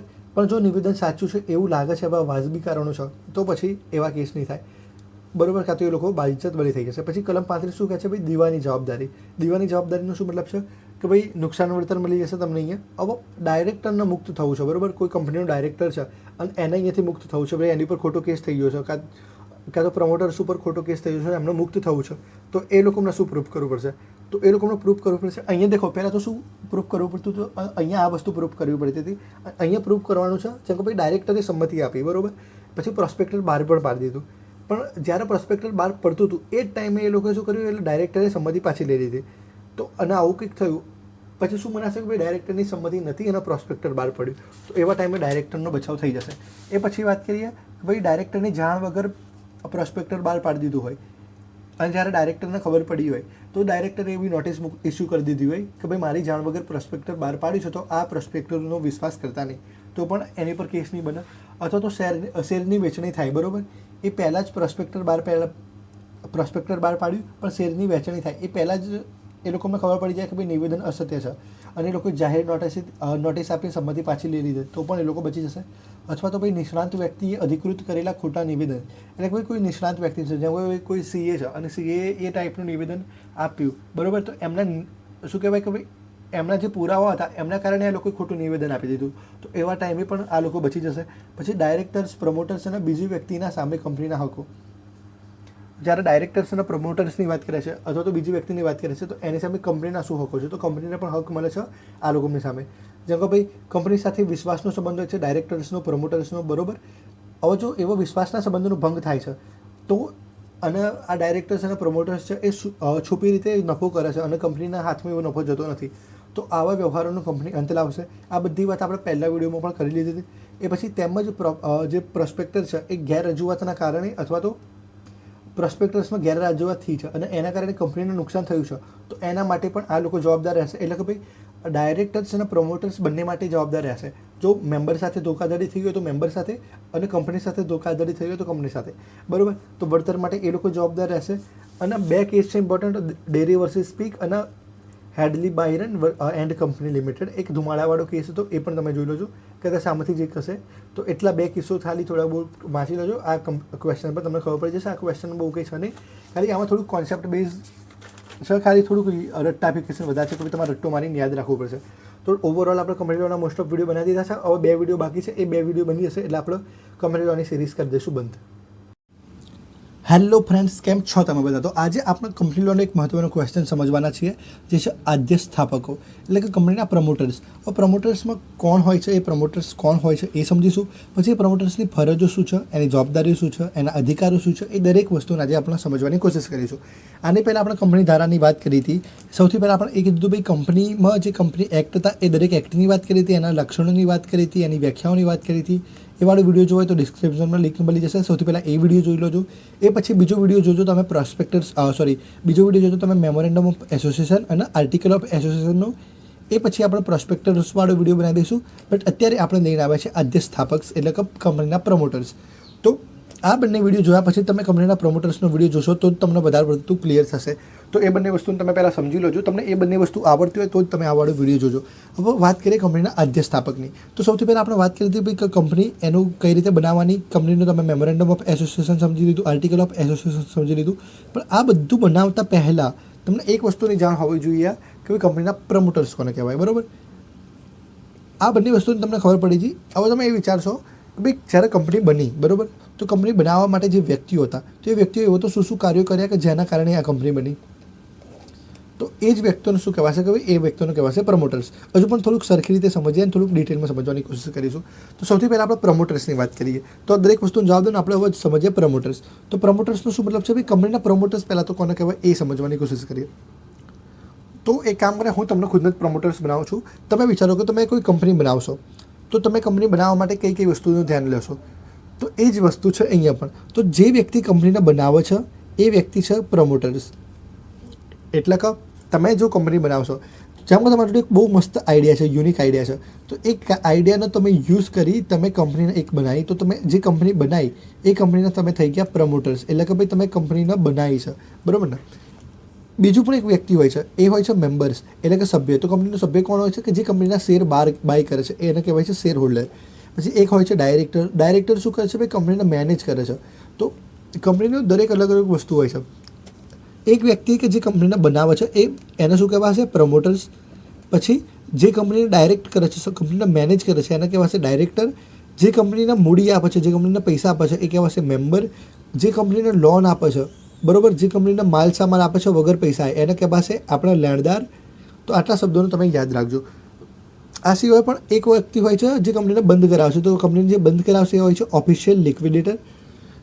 તો આટલા શબ્દો છે. બાકી જેમ જેમ આપણે આગળ જતા જઈશું એમ એમ તમને દરેક વસ્તુની માહિતી મળતી જશે. તો આપણે કંપની લોની સિરીઝને અત્યારે સ્ટાર્ટ કરીશું. સૌથી પહેલાં પ્રમોટર્સનો મતલબ એ થયો કે ભાઈ જે કંપનીને બનાવે છે. હવે તમારી જોડે કોઈ મસ્ત આઈડિયા છે, બરાબર, જેમ કે અત્યારે ગરમીનો સમય ચાલી રહ્યો છે, તો તમારી જોડે કોઈ આઈડિયા હશે જેમ કે આઈસ્ક્રીમ બનાવવાનો. તો એ આઈડિયાને લઈને તમે એક કંપની બનાવી દેશો જેનું નામ હશે હેવમોર, બરાબર, એ ટાઈપનું. તો જ્યારે તમે આ કંપની બનાવો છો, આ કંપની ઓફિશિયલી જ્યારે બની ગઈ, તો આ કંપનીને તમે શું કહેવાશો, તમે કહેવાશો આ કંપનીના પ્રમોટર્સ. તો એનો પ્રમોટર્સનો શું મતલબ છે કે ભાઈ ધંધાની સ્થાપના કરતાં પહેલાં, એટલે કે ભાઈ ધંધાની સ્થાપનામાં કોઈ પણ વ્યક્તિ, પેઢી, મંડળી અથવા તો સિન્ડિકેટને શું કહેવાશે, પ્રમોટર કહેવાશે. એટલે કે ભાઈ જે વ્યક્તિ ધંધાની સ્થાપના કરે છે, એવું કોઈ વ્યક્તિ હોઈ શકે. વ્યક્તિનો મતલબ થઈ ગયો તમે એક વ્યક્તિ છો એ. પછી વાત કરીએ તો કોઈ પેઢી, એટલે કે ભાઈ ભાગીદારી પેઢી પણ હોઈ શકે. તો કોઈ પેઢી પણ કોઈ કંપની બનાવી શકે છે. કોઈ વ્યક્તિ એક કંપની બનાવશે, કોઈ પેઢી કંપની બનાવશે, અથવા તો કોઈ શું કહેવાય, કોઈ સિન્ડિકેટ. સિન્ડિકેટનો શું મતલબ છે, તો ભાઈ આપણે જ્યારે ભારતીય ન્યાય સંહિતાની વાત કરી હતી BNSની, તો આપણે સિન્ડિકેટને બહુ ડિટેલમાં સમજાતા, એટલે સિન્ડિકેટ અત્યારે સમજાવવાની જરૂર નથી, પણ સમજો એક ગ્રુપ ઓફ પર્સન હોય છે. તો આ લોકો જો કંપની બનાવશે તો આ બધા કહેવાશે ભાઈ કંપનીના શું કહેવાશે, આ કંપનીના પ્રમોટર્સ કહેવાશે. આ લોકો કંપનીને બનાવી છે, આ લોકોએ કંપનીને પ્રમોટ કરી છે. તો જે પ્રમોટર શબ્દ છે એ શબ્દ કાયદાનો શબ્દ નથી, એ શબ્દ છે વાણિજ્યનો શબ્દ. એટલે કે જે કોમર્સ લાઇનના સ્ટુડન્ટ હશે, જે લોકો BComના હશે, એ લોકોના માટે આ શબ્દ છે. એટલે કે આ શબ્દ ત્યાંથી ઉત્પન્ન થયેલું છે, કોમર્સ લાઇનમાંથી. એ પછી વાત કરીએ લિન્ડલે શું કીધું હતું કે ભાઈ એવું જરૂરી નથી. જેમ કે ભાઈ તમે 5 મિત્રોએ ભેગા થઈ એક કંપની બનાવી, બરાબર.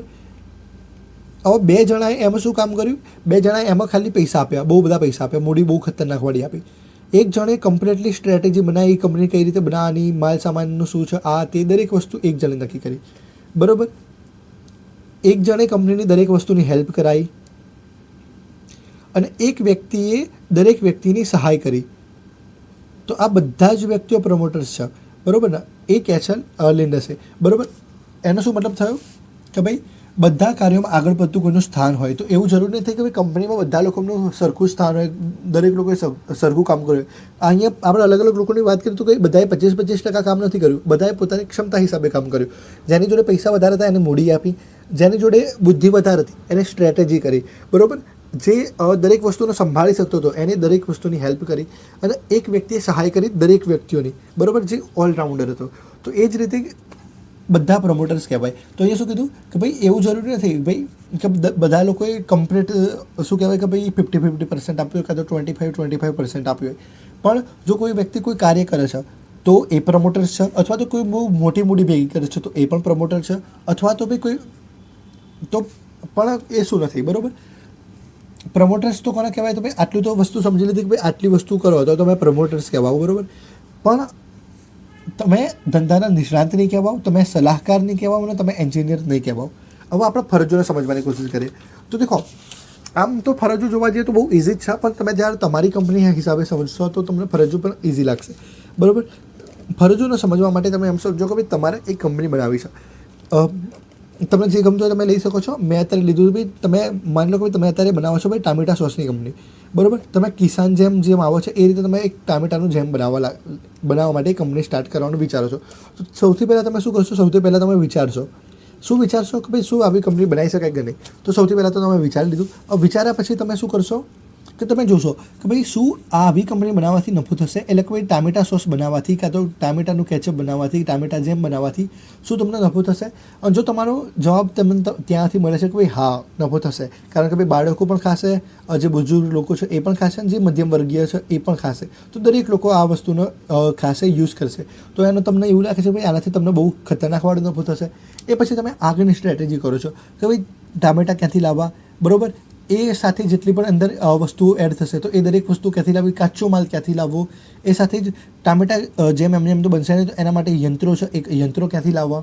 એ સિવાય ભાઈ તમને તો બનાવતા આવડતું નથી, તો ભાઈ જેને બનાવતા આવડતું હોય એવા નિષ્ણાંતો ક્યાંથી તમારે શોધીને લાવવા. એ દરેક વસ્તુનું તમે નક્કી કરશો. સૌથી પહેલાં તમે વિચાર્યું, પછી તમે વિચાર્યું કે ભાઈ શું નફો થશે. એ નફો જો થતો હોય તો તમે વિચારશો ભાઈ કાચો માલ ક્યાંથી લાવવાનો, યંત્રો ક્યાંથી લાવવાના, નિષ્ણાંતોનું શું કામ છે, દરેક વસ્તુ તમે નક્કી કરશો. એ માટે તમે બનાવશો એક રણનીતિ, બરાબર. આખી રણનીતિ બનાવશો, આખી સ્ટ્રેટેજી બનાવશો કે ભાઈ તમારી કંપનીને હવે તમે કઈ રીતે આગળ લઈ શકો છો. આ તમારો જો આઈડિયા છે, તમે કશું કર્યું નથી હજુ સુધી, તમે પૈસા ઇન્વેસ્ટ કરવાનું ધીમે ધીમે સ્ટાર્ટ કર્યું છે. એ પછી તમે જોશો કે ભાઈ ચલો આટલી વસ્તુ કમ્પ્લીટ છે, પણ હવે અહીંયા તમને જોઈશું ભાઈ દેખો, તમે સૌથી પહેલાં તો વિચાર કરવામાં પૈસા ના લાગે, બરાબર. તમે નફાનું વિચાર્યું એમાં પણ તમને પૈસા ના લાગે, પણ જ્યારે તમે રિસર્ચ કરશો, બરાબર, ત્યારે તમે કાચો માલ એકઠો કરશો, યંત્રો જોવા જશો, દરેક વસ્તુ, પછી નિષ્ણાંતોને મળશો, એમની જોડે વાતચીત કરશો, પછી તમે રણનીતિ બનાવશો, તો આ બધા માટે તમને બહુ પૈસા લાગશે. અને હવે જ્યારે તમે એકચ્યુઅલી કંપની સ્ટાર્ટ કરવાનું તમે કન્ફર્મ કરી લો છો અહીંયાથી રણનીતિ બનાવી, તો તમને જોઈશું નાણાં, એટલે કે તમને પૈસાની જરૂર પડશે. તો જ્યારે તમને પૈસાની જરૂર પડશે તો તમે પૈસા કોની જોડેથી લેશો? જેમ કે બેંક જોડેથી લેશો અથવા તો ઉદ્યોગપતિ જોડેથી લેશો. તો આ બધી કંપની બનાવવાની પ્રોસેસ છે. તો તમે આ રીતે કોઈ કંપનીના બનાવવા માટે કોઈ પૈસા લો છો, બરાબર. તો સૌથી પહેલાં શું થયું ભાઈ, વિચાર, નફો, પછી આ કાચો માલ, યંત્રો, પછી રણનીતિ બનાવવાનું કન્ફર્મ જ કરી દીધું. પછી તમે નક્કી કરશો કે ભાઈ પૈસા લેવાના છે. હવે તો પૈસા કોની જોડેથી લેવાના? બેંકથી લઈશું, કોઈ ઉદ્યોગપતિ જોડેથી લઈશું. પછી આટલું થઈ ગયું, તમારી જોડે પૈસા પણ આવી ગયા. હવે તમે શું કરશો? ફાઇનલી કંપનીનું સ્થાન નક્કી કરી દોશો, એક વસ્તુ તૈયાર કરી દોશો. હવે આને કંપનીને શું કરશો? તમે કંપની માટે આપણે વાત કરીએ તો મેમોરેન્ડમ ઓફ એસોસિએશન બનાવશો, આર્ટિકલ ઓફ એસોસિએશન બનાવશો અને પ્રોસ્પેક્ટસ બનાવશો, અને કંપનીને આ બધી વસ્તુ જમા કરાવીને કંપનીની તમે સ્થાપના કરશો. કંપનીની સ્થાપના થઈ ગયા પછી તમે શું કરશો? ભાઈ કંપનીના ડાયરેક્ટર્સ બનાવશો, બરાબર, CEO બનાવશો, કંપની તમારા સેક્રેટરી બનાવશો, પછી તમે CABE હાયર કરશો, એ દરેક કામ કરશો. પછી કંપનીના એમ્પ્લોઈઝને હાયર કરશો, એ સાથે જ કંપનીનું આખું મેનેજમેન્ટ સંભાળશો, એ દરેક કામ તમે ધીમે ધીમે કરશો. એ સિવાય તમારે દલાલો પણ રાખવા પડશે કે જે બહાર જઈને તમારા શેર્સને વેચે, એટલે કે તમારા જામને વેચે. એ પછી તમે કંપનીને લગતા દરેક પ્રાથમિક કરારો કરશો. ભાઈ તમારી કંપનીમાં માન લો કે ભાઈ આટલી મોટી કામ કરવાનું છો, ભાઈ આટલા તમે ભાઈ વિચારો છો કે તમારો જેમ આખા ઇન્ડિયામાં પહોંચવું જોઈએ, તો એ માટે તમને એટલી બધી જગ્યા જોઈશું, એટલું બધું જેમ જોઈશું, તો તમારે એટલી બધી જગ્યા જોઈશું, એટલી બધી ફેક્ટરી જોઈશું, એટલા બધા યંત્રો જોઈશું. તો એ દરેક વસ્તુમાં તમને કરારો કરવા પડશે. તો એવા કરારો તમે કરશો. પછી શેરની વાત કરીએ તો ભાઈ તમારે શેર કેટલા વેચવાના છે, શેર મૂડીની દરેક વસ્તુ નક્કી કરશો. પછી તમે બેંકમાં ખાતું પણ ખોલાવશો. બેંકમાં ખાતું ખોલાવ્યા પછી દરેક વસ્તુ એમાં પૈસા રાખશો, બધા દસ્તાવેજો તૈયાર કરશો, કંપનીના રજિસ્ટર પાસે દરેક દસ્તાવેજને જમા કરાવશો. તો આ બધું તમે કામ કરશો. તો આ બધી થઈ ગઈ તમારી ફરજો, બરાબર. એકવાર ફરજોને સમજી લઈએ તો તમારી ફરજો શું છે કે ભાઈ સૌથી પહેલાં તમે કંપનીનો વિચાર કરશો, નફો માટે વિચાર કરશો, એ માટે કાચો માલ, યંત્રો, નિષ્ણાંતોને પકડશો, દરેક કામ કરશો, રણનીતિ બનાવશો. રણનીતિ બનાવ્યા પછી કન્ફર્મ થશે, નાણાંની વ્યવસ્થા કરશો, પૈસા ક્યાંથી લેવાના, બેંકમાંથી, ઉદ્યોગપતિ જોડેથી, એ દરેક વસ્તુ નક્કી કરશો. પછી નિમણૂક કરશો કોની? ડાયરેક્ટરની, સેક્રેટરીની, બેન્કરોની, દલાલોની. પછી પ્રાથમિક કરારો કરશો, મિલકતનો કરાર કરશો. પછી વાત કરીએ તો આર્ટિકલ ઓફ એસોસિએશન બનાવશો, મેમોરેન્ડમ ઓફ એસોસિએશન બનાવશો, પ્રોસ્પેક્ટસ બનાવશો, શેર વેચણી માટે મૂડી એકઠી કરશો, બરાબર. પછી બીજું શું કરશો કે ભાઈ તમે બેંકમાં ખાતું ખોલાવશો અને એની સાથે બધા દસ્તાવેજો તૈયાર કરશો અને રજિસ્ટર કરાવશો. અને તમારું જે ભાઈ કંપની રજિસ્ટર કરાવશો ને ભાઈ તમારું જે દસ્તાવેજો ને બધું છે એ કંપનીને રજિસ્ટરમાં મોકલી દોશો, બરાબર. ચલો હવે જવાબદારીની વાત કરીએ. તો અત્યાર સુધી આપણે આટલા સ્ટેપ સમજાયા કે જેમ કે ભાઈ તમારી કંપની ચાલુ કરી છે, તમે વિચારશો નફાનું પણ વિચારશો, પછી તમે કાચો માલ, યંત્રો અને જે નિષ્ણાતો છે એ લોકોની મદદ લેશો. એટલે કાચો માલ છે લેશો, પછી યંત્રો લેશો, નિષ્ણાતોની મદદ લેશો અને એ સાથે તમે તમારી રણનીતિ નક્કી કરશો. તો અને અહીંયા તમે નાણાં પણ ભેગા કરશો. તો અહીંયા સુધી જો તમે પૈસા ભેગા કરો છો, બરાબર, અને આટલું તમે કામ કરો છો, તો તમારા ઘણા બધા નાણાંનો વેસ્ટ થશે. એટલે કે તમારા ઘણા બધા પૈસા જશે, બરાબર. હવે જો તમારી કંપની ચાલુ જ ના થઈ તો આ બધા પૈસાનું શું થશે ભાઈ? કોઈ આ બધા પૈસા તો વેસ્ટ થઈ ગયા. તો આ બધા પૈસાનો શું કહેવાય કે ભાઈ સહન કરવાની ક્ષમતા એ બધી તમારી જોડે હોવી જોઈએ. આ બધા પૈસાની જવાબદારી તમારી હોવી, બરાબર ને? એટલે કે ભાઈ આ બધા જે પૈસા બગડ્યા છે કે આ જે પૈસા વેસ્ટ થયા છે એની જવાબદારી તમારી અંગત જવાબદારી ગણાશે. એ સાથે તમે જેટલી પણ રણનીતિ તૈયાર કરો છો એના પણ પૈસા તમારા બધા શું કહેવાય કે ભાઈ એ ગયા પાત્ર ગણાશે. એટલે ટૂંકમાં શું છે કે ભાઈ તમે કંપની બનાવવા માટેની જે બી તૈયારી કરો છો એ તૈયારી કરવા માટે તમે જેટલા પણ પૈસાનો ખર્ચ કર્યો, હવે જો માની લો કે ભાઈ એ કંપની બની જ નહીં તો એ બધા પૈસાની જવાબદારી તમારી અંગત જવાબદારી ગણાશે. એ સાથે માની લો કે તમે બધી વસ્તુ કમ્પ્લીટ કરી, તમારા પૈસા બી કમ્પ્લીટ થયા. હવે માની લો કે આપણે જે જેમની વાત કરી હતી ભાઈ ટામેટાના જેમ બનાવવાના છે, તો એને જે કમસે કમ તમે નક્કી કર્યું કે ભાઈ તમારા આ જેમ બનાવવા માટે કમસે કમ 500 કરોડ રૂપિયા જોઈશું માર્કેટમાંથી, બરાબર. હવે જો તમે તમારી વસ્તુ બહાર પાડીને દરેક વસ્તુ આમથી આમ કરી અને તમારી જોડે ખાલી માળ 200 કે 300 કરોડ ભેગા થયા અને તમને જોઈતા કે કેટલા કરોડ? 500 કરોડ. તો આ કંપની બનવાની શક્ય જ નથી. તો આવું પણ કંઈક થાય તો પણ જેટલા પણ પૈસાનો ખર્ચો થયો છે એ બધો ખર્ચો શું થશે? એ બધો ખર્ચો તમારા માથે પડશે. તો એ બધા જ ખર્ચાની જવાબદારી તમારી અંગત જવાબદારી રહેશે. જવાબદારીને હજુ થોડુંક ડિટેલમાં સમજી લઈએ. જેમ કે કંપનીની સ્થાપના થશે તો કંપનીની સ્થાપના કરવા માટે એ બહુ જોખમી કાર્ય છે, એ અનિશ્ચિત કાર્ય છે. એની સ્ટડી એટલે કે ભાઈ એની રણનીતિ કરવા માટે પણ એમ તમારે ખૂબ જ પૈસા જશે. તો એ બધા પૈસા તમારે જાય અને છેવટે કંપની ન બને તો બધું માથું પડ્યું કહેવાય. એટલે એમાં બધી વસ્તુ તમારે જોખમ તમારે જાતે વહેરવું પડે, જાતે તમારે બધી વસ્તુ જોવી પડે અને એ તમારી અંગત જવાબદારી ગણાશે. એ પછી વાત કરીએ લઘુત્તમ ભરણાની. એ મેં શું કીધું હતું કે ભાઈ જે 500 કરોડનો તમારે 500 કરોડ જોઈતા હતા અને 500 કરોડ ન મળ્યા તો પણ તમારી કંપની છેવટે ચાલુ નહીં થાય. તો અહીંયા આપણે એક્ઝામ્પલ લીધું 10 કરોડનું કે ભાઈ તમારી કંપની બનાવવા માટે તમને 10 કરોડ રૂપિયા જોઈતા હતા અને શું થયું ભાઈ કે ભાઈ 10 કરોડ રૂપિયા પણ તમને મળ્યા નહીં તો પણ તમારી કંપની બંધ થશે. તો એ બધું બનાવ્યા પછી આ 10 કરોડ ના મળ્યા તો એ પહેલાં જે તમે 2 કે 3 કરોડનો ખર્ચો કરતો એ બધાની જવાબદારી પણ તમારી અંગત જવાબદારી ગણાશે. હવે કાનૂની સ્થિતિ સમજી લઈએ. આમ તો આપણે હક, ફરજો અને અધિકારો જ સમજવાના હતા, પણ આપણે કાનૂની સ્થિતિ થોડુંક વધારે સમજી લઈએ. Memorandum of association, article of association અને વિજ્ઞાપન પત્ર તમારે બનાવડાવવું પડશે. પછી તમારે શેર બહાર પાડવાના, લાયસન્સ મેળવવું પડશે.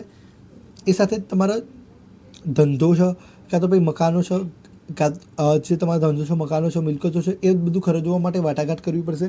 એટલે કે ભાઈ તમારે જામ બનાવો છો તો ભાઈ એ માટે જગ્યા તો જોઈશું, તો એ જગ્યા મેળવવા માટે કંઈક ને કંઈક પ્રયાસો કરવા પડશે, બરાબર. આટલી વસ્તુ જોઈશું. બેંક સાથે કરારો કરવા પડશે, દલાલો નીમવા પડશે, પછી ડાયરેક્ટરો નીમવા પડશે, કંપનીની નોંધણી કરાવવી પડશે. આ દરેક વસ્તુ છે. બીજી એક વસ્તુ આ થોડીક મહત્ત્વની સમજવા જેવી છે કે ભાઈ આ એમની ફરજો, અધિકારો એ દરેક વસ્તુ આટલામાં તો આવી જાય, પણ આમની એક ફરજ, એ મહત્ત્વની ફરજ એ છે. પ્રમોટર્સની વાત કરતા હતા આપણે, તો પ્રમોટર્સની મહત્ત્વની ફરજ એ છે કે ભાઈ તમારી જોડે જે કંઈ બી તમને પ્રોફિટ થાય છે, અમુક એવા પ્રોફિટ હોય છે કે ભાઈ જે છુપાઈને થાય છે. એટલે કે ભાઈ કંપનીને જાણ નથી હોતી પણ તમને પ્રોફિટ થઈ ગયા. આ કંપની છે, કંપનીના કોઈ પણ સભ્યોનો, એમના ડાયરેક્ટરોનો કોઈ જાણ નથી, પણ એક સાઈડમાં થોડું ઘણું પ્રોફિટ થઈ ગયું, એ પ્રોફિટ તમે પર્સનલી લઈ લીધું. તો આવી વસ્તુની જાણ તમને કરવી જોઈએ કે ભાઈ આવા જે એવા પ્રોફિટો થાય છે કે જેની જાણ કોઈને થતી નથી. તો એવા પ્રોફિટોની જાણ તમારી કંપનીને કરવી જોઈએ, તમને તમારા ડાયરેક્ટરને કરવી જોઈએ, તમારા શેર હોલ્ડર્સને કરવી જોઈએ. તો તમને એ લોકો પ્રત્યે શું કહેવાય કે ભાઈ વિશ્વાસ ભાવ રાખવો પડશે, બરાબર ને. એ સાથે જ વાત કરો ભાઈ આ કંપની છે, બરાબર. આ તમે છો તમે છો પ્રમોટર્સ. તમારી જોડે કોઈ જમીન હતી, તમે આ જમીનને કંપનીને વેચી મારી. આ જમીન હતી તમારી 10 કરોડની, તમે કંપનીને વેચી મારી 20 કરોડમાં, બરાબર. હવે કંપની તમારી છે, પ્રમોટર્સ તમે જ છો. તમારી પોતાની જમીન 10 કરોડની હતી, એને તમે તમારી કંપનીને 20 કરોડમાં વેચી મારી, તમને થયો 10 કરોડ રૂપિયાનો સીધો પ્રોફિટ. તો આ જે પ્રોફિટ થયો તમારો, આ પ્રોફિટ તમે ના તો કીધું ડાયરેક્ટરને, ના તો તમે કોઈના મેમ્બર્સને કીધું, કંઈ બી નહીં. તમે 10 રૂપિયા, આમ શું કે ભાઈ આને બ્લેક મની જ કહેવાય સીધી જોવા જઈએ તો, બરાબર. તો આને 10 રૂપિયા એના નાખે ખીચામાં, એટલે આ 10 કરોડ એને ખીચામાં નાખ્યા અને આ 10 રૂપિયાનું શું કર્યું એને ભાઈ કંપનીને આ જે પ્રોપર્ટી હતી એ કર્યું. તો આવા ટાઈમે પણ જો કંપનીના વસ્તુની ખબર પડે છે તો ભાઈ કંપની શું કરશે કે ભાઈ તમારું આખું કરાર રદ કરી નાખશે. કંપની હવે શું કરશે ભાઈ આ જે 20ની પ્રોપર્ટી હતી બરાબર, એટલે કે ભાઈ જે કંપનીના 20 ગયા હતા આમાં 20 કરોડ ગયા હતા તો કંપની સૌથી પહેલાં તો ભાઈ શું કરશે કે 10 કરોડ ડાયરેક્ટરને જોડેથી પાછા માગશે કે ભાઈ ડાયરેક્ટર આ 10 કરોડ તમે પ્રમોટર્સ કે ભાઈ તમે 10 કરોડ ફોકટના લીધા છો તો તમે અમને પાછા આપો. અને એ પછી શું કરશે કંપની કે ભાઈ આને ખખડાવશે બી ખરી. કારણ કે હવે આપણે એક વસ્તુ જોઈ હતી કે ભાઈ વચ્ચે અંબુજા સિમેન્ટ છે, ના ખબર હોય વસ્તુ પહેલો વિડીયો જોઈ લેજો બરાબર. તો આટલી વસ્તુ મહત્ત્વની છે, સમજી લઈએ હજુ થોડુંક ડિટેલમાં. જેમ કે ભાઈ પ્રમોટર છે એ કંપની જોડે વિશ્વસનીય સંબંધ ધરાવનાર હોવું જોઈએ. ભાઈ કંપનીની સ્થાપનાની તમામ હકીકત બોર્ડ ઓફ ડાયરેક્ટરને અથવા તો શેર હોલ્ડરને એને આપવી જોઈએ બરાબર. અહીંયા આપણે કંપનીની સ્થાપનાની પણ વાત કરીએ છીએ. ભાઈ કંપનીની સ્થાપના જેટલી પણ હકીકત છે એ બધી પણ તમને બોર્ડ ઓફ ડાયરેક્ટરને આપવી જોઈએ, શેર હોલ્ડરને આપવી જોઈએ. છતાં અધ્યસ્થાપકોને જો ફાયદો થાય છે અને એવી કોઈ બી મિલકત કંપનીને વેચે છે એટલે ભાઈ અધ્યસ્થાપક આપણે જે પહેલી 10 કરોડ 20 કરોડની વાત કરી એ જ વસ્તુ છે તો પણ તમારે જાણ કરવી પડશે, નહીં તો એ રદબત્તલ ગણાશે. ભાઈ છુપા પેલી જે આપણે હિડન પ્રોફિટની વાત કરી હતી એ જ ભાઈ તમને છુપો નફો થાય છે તો એનો પણ હિસાબ તમને આપવો જોઈએ. પછી ગેરમાર્ગે દોરી જતા વિધાનો માટે પણ તમે ખુદ જ જવાબદાર રહેશો બરાબર. એટલે તમે કોઈ કંપનીને ગેરમાર્ગે દોરો છો અથવા તો કોઈ છળ કપટ કરો છો તો પણ એનો ખુદ જ જવાબદારી તમારા ઉપર જશે.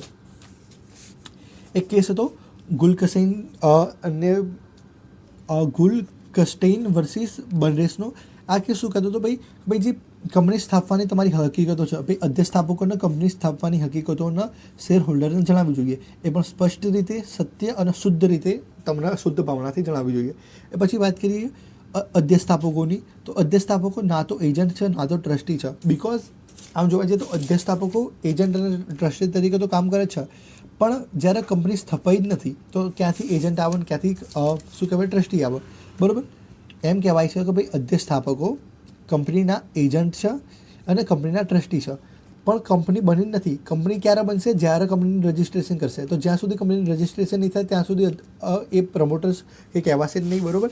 એ પછી બીજી વસ્તુ કે જ્યારે કંપનીની નોંધણી થશે તો આ બધી વસ્તુ અસ્તિત્વમાં આવી જશે. હવે જ્યારે કંપની અસ્તિત્વમાં નથી, આ કિસાન જેમ કે જે ટામેટા જેમ વાળી કંપની તમારે બનાવવાની હતી આ કંપની હજુ સુધી બની નથી. તો જ્યાં સુધી આ કંપની નહીં બની અને આ કંપની પહેલાં તમે કોઈની જોડે કરાર કર્યા, કોઈ ખેડૂતો જોડે કરાર કર્યા, અલગ અલગ જગ્યાએ કરાર કર્યા, તો આ જે તમે કરાર કર્યા એ બધા કરારો પણ જ્યાં સુધી કંપની નથી ત્યાં સુધી વેલિડ ગણાશે. પછી જ્યારે કંપની બની ગઈ તો એ બધા કરારો રદ થઈ જશે. કેમ? કારણ કે આ બધા વ્યક્તિઓએ આ કરાર તમારી જોડે કર્યા હતા, તમારી કંપની જોડે નહીં. તો તમારી કંપની જોડે જ્યારે હવે જો નવેસરથી તમારી કંપની બની ગઈ તો આ બધા કરારો તમારે ફરીથી નવેસરથી કરવા પડશે. તો એ જ વસ્તુ અહીંયા પણ કહે છે કે ભાઈ અસ્તિત્વ ન હોય ત્યાંના પ્રાથમિક કરારો રદ થશે પણ જ્યારે કંપની બની જશે તો આવા કરારો ફરીથી કરી દેવાશે. હવે રાઇટ્સની વાત કરી લઈએ કે તમારા અધિકારો શું છે. તો ભાઈ તમે કંપની બનાવો છો બરાબર, તો તમારા 2 અધિકાર છે. એક તો કંપની બનાવવા માટે તમે જે કંઈ બી ખર્ચો કરો છો તો એ ખર્ચો તમે કંપની પાસેથી લઈ શકો છો. કેમ લઈ શકો છો કંપની પાસેથી? કંપની તો તમે જ બનાવી. તો આપણે વચ્ચે અંબુજા સિમેન્ટની દિવાલ છે, સમજ ના પડી હોય તો પહેલો વાળો વિડીયો જોઈ લેજો કારણ કે આ વસ્તુ સમજાવવી થોડી ડિફિકલ્ટ છે બરાબર. તો કંપની કારણ કે આમ જ આપણો સોલેમન કેસ છે તો એ વસ્તુ તમારે જોવી હોય તો તમે પહેલો વાળો વિડીયો જોજો તો તમને ખબર પડશે. એટલા માટે જ કીધું હતું ભાઈ પહેલાંથી આગળના વિડીયો જોઈ લેજો. હવે જો વાત કરીએ ભાઈ કંપની છે બરાબર, તમે કંપની બનાવવામાં જેટલો પણ ખર્ચો કર્યો તો એ ખર્ચો આ પહેલાં બનાવવામાં કર્યો તો કંપની બનાવવા પહેલાં ખર્ચો કર્યો તો એ બધો ખર્ચો જ્યારે કંપની બની ગઈ તો તમે કંપની પાસેથી લઈ શકો છો બરાબર. કારણ કે વચ્ચે સિમેન્ટ છે તો આ જે ખર્ચો તમે કંપની પાસેથી લઈ શકો છો એ ક્યાંથી લેશો? તો એ લેશો તમે બોર્ડ ઓફ ડાયરેક્ટર પાસેથી. અને બીજી વસ્તુ તમે એક પ્રમોટર નહોતા, તમે આપણે હમણાં વાત કરી હતી ઘણા બધા પ્રમોટર છો બરાબર. તો કોઈ પ્રમોટરે કંઈ ભૂલ કરી કાં તો એના ભાગના પૈસા જો તમે આપ્યા હોય તો તમે એની જોડેથી પણ તમારો પૈસા લઈ શકો છો, એનો અધિકાર છે. જેમ કે ભાઈ A, B, C અને D જણા કંપની બનાવે છે બરાબર. તો A અને B આ બી વ્યક્તિની જોડે બહુ પૈસા હતા તો એને C અને Dના પણ પૈસા આપી દીધા તો પાછળ ચાલી એ C અને D જોડેથી એના પૈસા લઈ શકે છે. તો એ જ વસ્તુ છે આપણી અધિકારોમાં કે ભાઈ જો કંપનીના સ્થાપના થઈ હોય એટલે કે ભાઈ કંપની સ્થાપના થઈ ગઈ હોય તો ભાઈ એ બધા પૈસા પાછા તમે રિકવર કરી શકો છો બોર્ડ ઓફ ડાયરેક્ટર જોડે અને સહ પ્રમોટરના પૈસા પણ તમે રિકવર કરી શકો છો. તો ફાઇનલી આપણો પ્રમોટર્સનો પણ જે કોન્સેપ્ટ છે એ ક્લિયર થઈ ગયો. હવે આપણે નેક્સ્ટ મેમ્બરની વાત કરીશું. ત્યાં સુધી અલવિદા. હેલો ફ્રેન્ડ્સ, કેમ છો તમે બધા? તો આજે આપણે વાત કરવાના છે કંપની લોની. તો આપણે કંપની લોના ઘણા બધા વિડીયોઝ બનાવી દીધા હતા. સૌથી પહેલાં આપણે વાત કરી હતી કે ભાઈ કંપની લો શું છે અને એની સાથે જ કંપનીના લક્ષણો શું છે એની વાત કરી હતી. એ પછી આપણે વાત કરી હતી મેમોરેન્ડમ ઓફ એસોસિએશનની અને આર્ટિકલ ઓફ એસોસિએશનની. એ પછી આપણે આદ્ય સ્થાપકોની પણ વાત કરી હતી. હવે આજે આપણે વાત કરીશું કંપનીના સભ્ય વિશે, એટલે કે કંપનીનું સભ્ય એટલે કે કંપનીના મેમ્બર્સ કઈ રીતે બનવું. તો આજે કંપનીના સભ્ય વિશે એકદમ ડિટેલમાં માહિતી લઈશું. કંપનીના સભ્ય કઈ રીતે બનવું, એના હક્કો શું છે, એને ફરજો શું છે, એની જવાબદારીઓ શું છે, એ દરેક વસ્તુને આજે આપણે જોઈ લઈશું. તો વાત કરીએ કંપનીના સભ્યોની. તો માની લો કે કોઈ એક કંપની છે, તો આ કંપનીમાં એન્ટર થવા માટે એક તો એનું સભ્ય બનવું પડશે, બરાબર. તો કંપનીનું સભ્ય કઈ રીતે બનવું? સૌથી પહેલાં તો આપણે કંપનીના સભ્ય કેમ બનીશું? તો જો કંપની શું કરે છે, એ કંપની કોઈ કામ કરે છે અને એ કામથી એને શું થશે, એનો પ્રોફિટ થશે, બરાબર. તો તમારે પણ એ પ્રોફિટની સાથે જોડાવવું હોય તો તમારે કંપનીનો સભ્ય બનવું પડશે, બરાબર. અને આના સિવાય બીજી ઘણી બધી વસ્તુઓ છે, ઘણી બધી માહિતી છે, અને જે કંપનીના સભ્ય વિશેની બીજી બધી માહિતી છે એ બધી આપણને અહીંયા પણ મળી ગઈ હતી. કંપની વિશેની પણ આપણે બધી માહિતી જોઈ લીધી હતી. આજે કંપનીના સભ્યને થોડુંક વિસ્તારવાર સમજવાની કોશિશ કરીશું.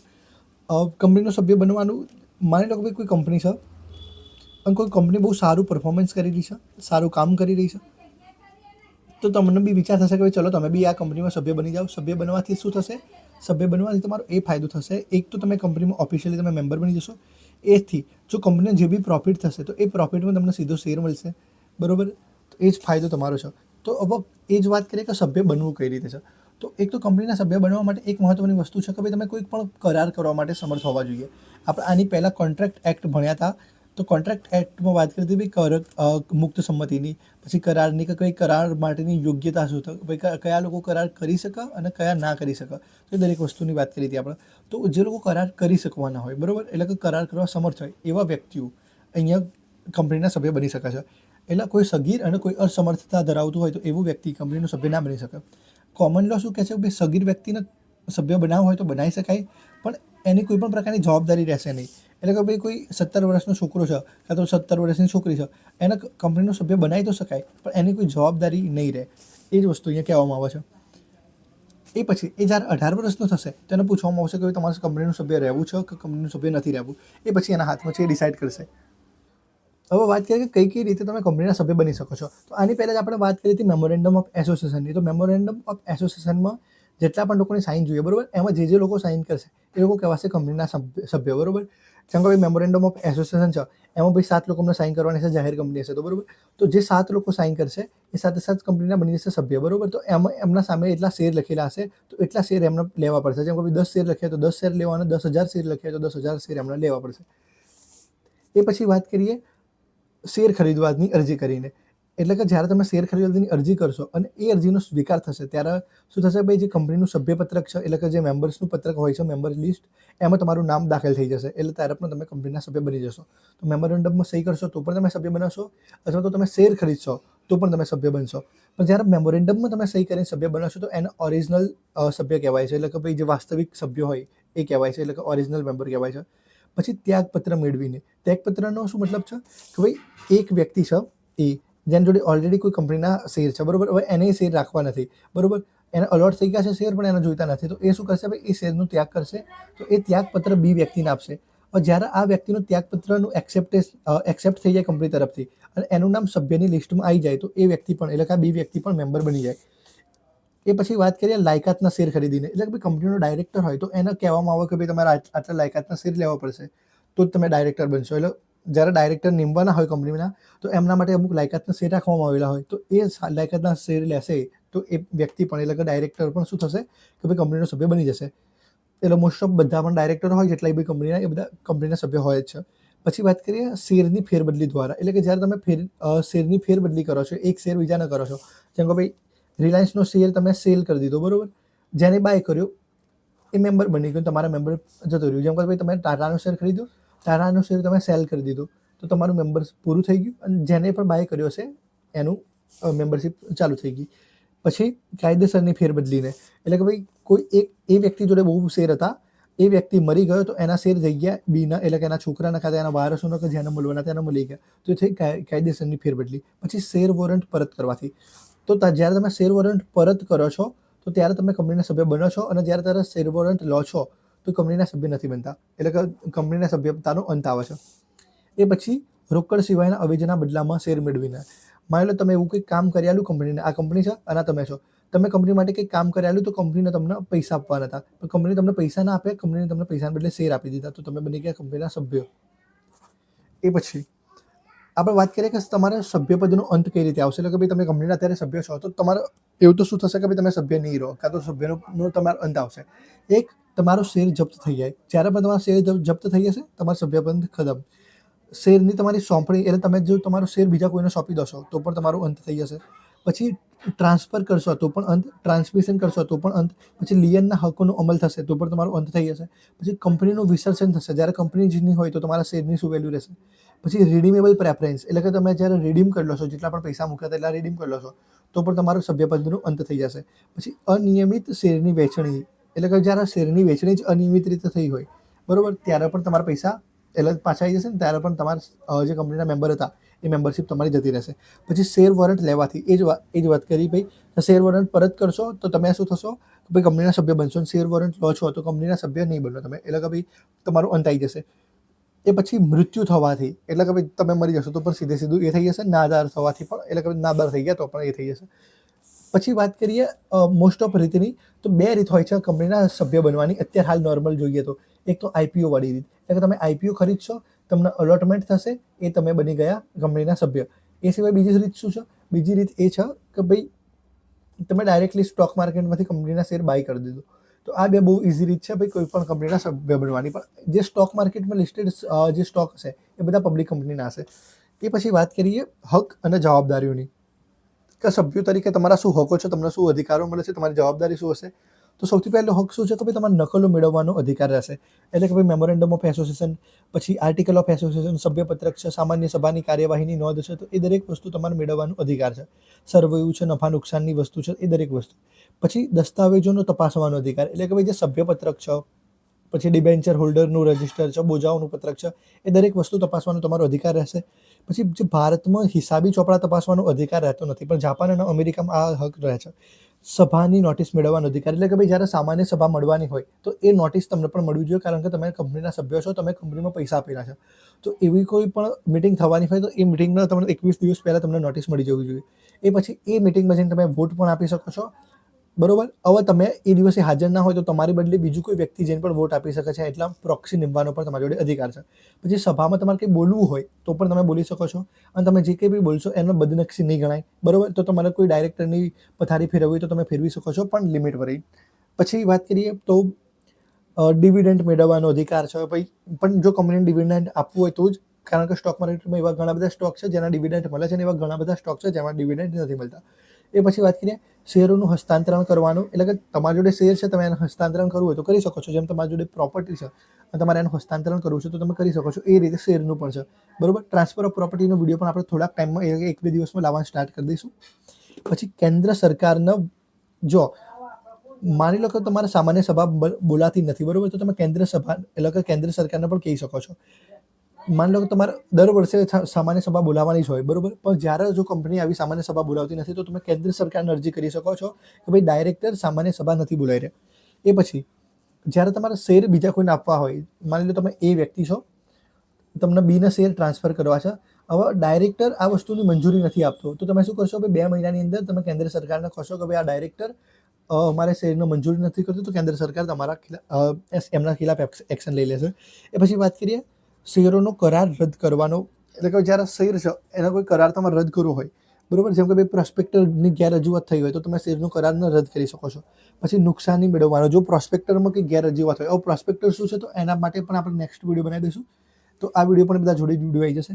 તો પ્રોસ્પેક્ટર્સમાં શું છે કે ભાઈ પ્રોસ્પેક્ટર્સમાં કોઈ ગેરરજૂઆત કરી હોય તો પણ શું થશે કે ભાઈ એક ગેરરજૂઆતના કારણે તમારે કંઈક નુકસાન થયું હોય તો તમે પહેલાં તો શેરનો કરાર રદ કરાવી શકો છો, પછી તમે નુકસાન મેળવી શકો છો, અને એ પછી તમે એમની પર કેસ પણ કરી શકો છો. એટલે ત્રણેય વસ્તુ પ્રોસ્પેક્ટરથી જોડેલી છે, બરોબર. તો ડાયરેક્ટર સામે તમે કેસ કરી શકો છો, 6 મહિના અને 10 મહિનાની એમને સજા પણ મળશે.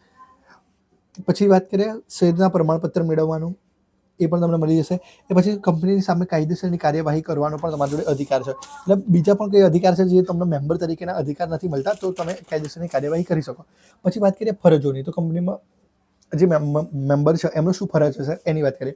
તો એક તો તમારા મેમોરેન્ડમ ઓફ એસોસિએશન ઉપર જે સહી કરનાર લોકો છે, એટલે આપણે પહેલી જ વાત કરી હતી કે ભાઈ કંપનીના સભ્યો બનવા માટે તમારે શું જોઈશું, ભાઈ તમે મેમોરેન્ડમ ઓફ એસોસિએશન છે એની પર સાઇન જેમ જ કરશો તો તમે કંપનીના સભ્ય બની જશો, બરોબર. અને આમાં સાઇનની સામે તમારે જેટલા પણ કિંમતના શેર લખાય, જેમ કે ભાઈ 10,000 શેર લખ્યા હોય તો તમારે 10,000 શેર લેવા જ પડશે. તો એ શેર લેતા એ જેટલા પણ પૈસા હોય 10,000ની કિંમત તમારે ચૂકવી આપવી પડશે. હવે તમને શેર મળ્યા છે, એલોટમેન્ટ થયું છે, તો જેટલા પણ પૈસા લખેલા હોય એટલા પૈસા, એટલે કે તમને જેટલા પણ શેર મળ્યા હોય તો એટલા પૈસા તમારે આપવા પડશે.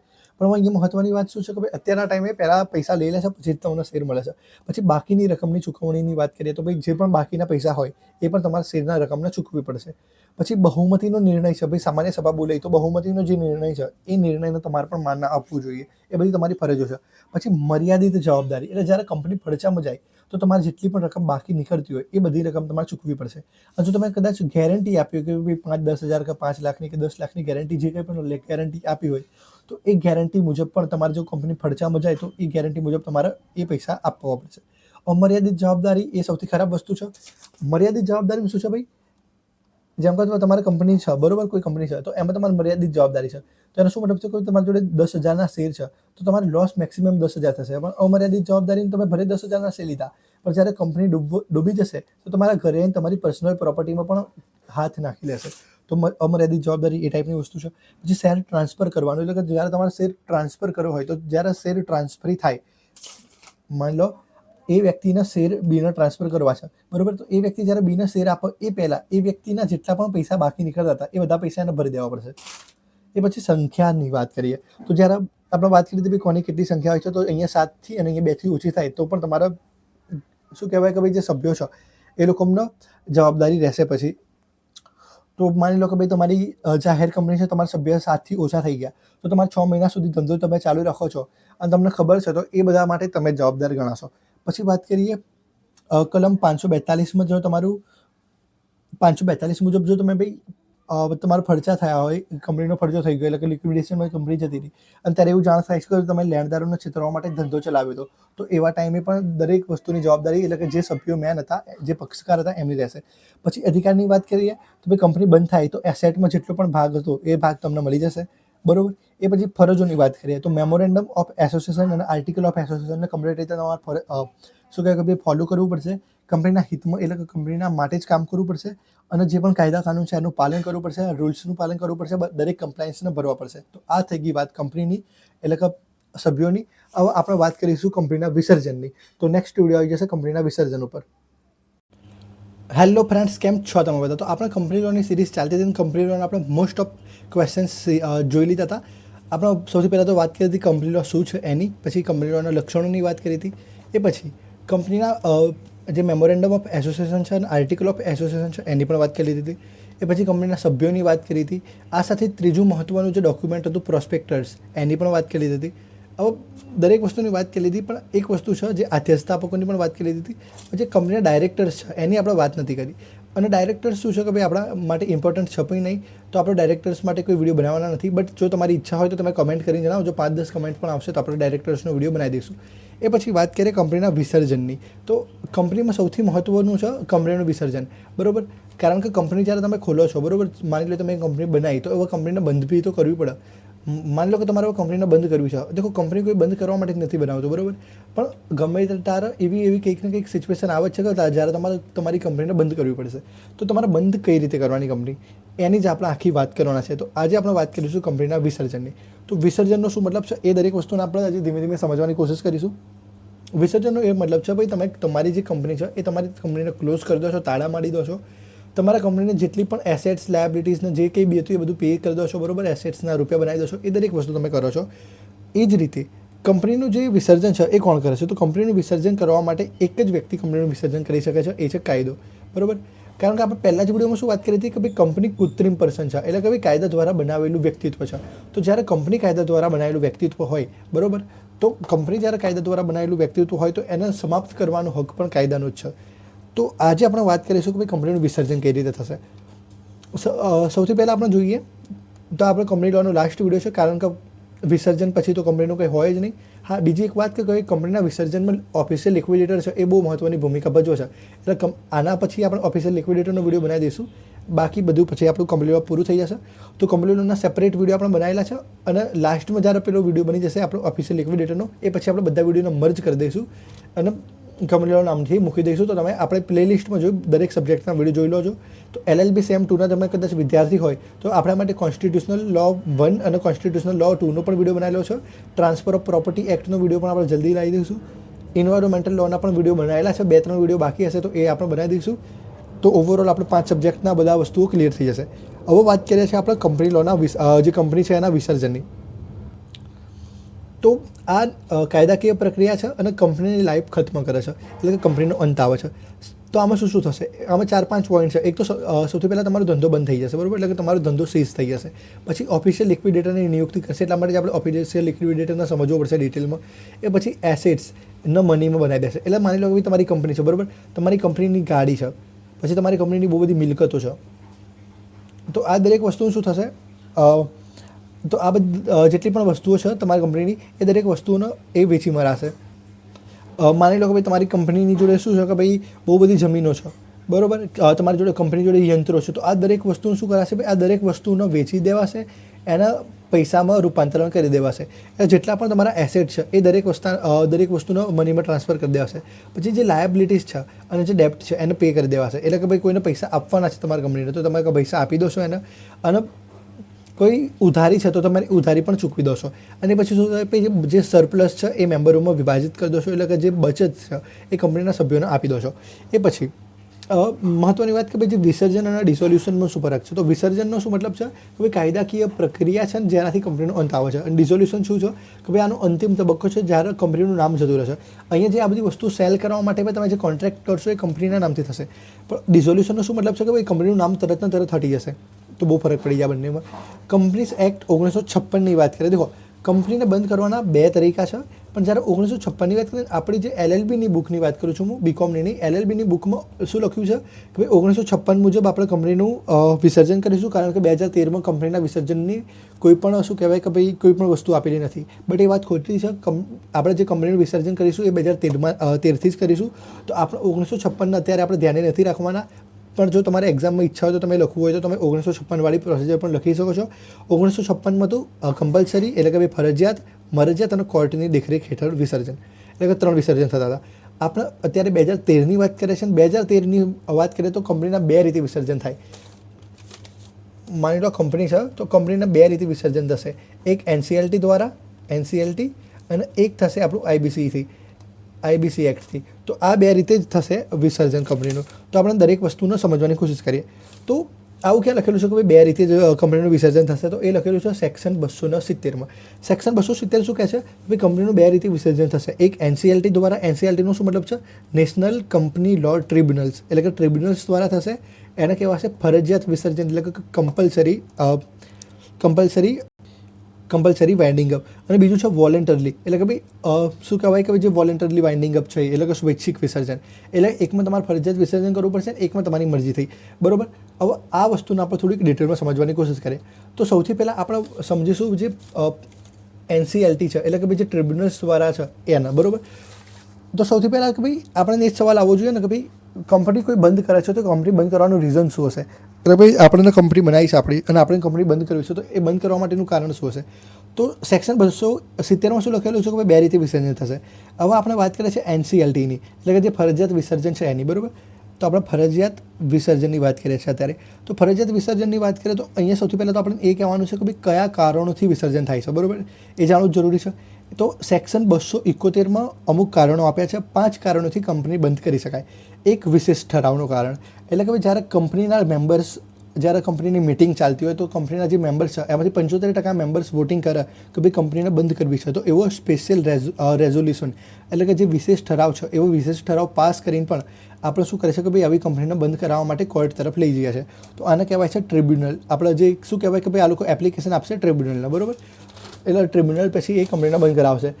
એક્ઝામ્પલ તરીકે ભાઈ કોઈ કંપનીને એનો બિઝનેસ બંધ કરવો છે અને ટ્રિબ્યુનલ ચેક કરશે કે ભાઈ જો પબ્લિક ઇન્ટરેસ્ટની વિરુદ્ધ હોય તો એવી કંપનીને બંધ કરવાનો ટ્રિબ્યુનલ ઓર્ડર આપી દેશે.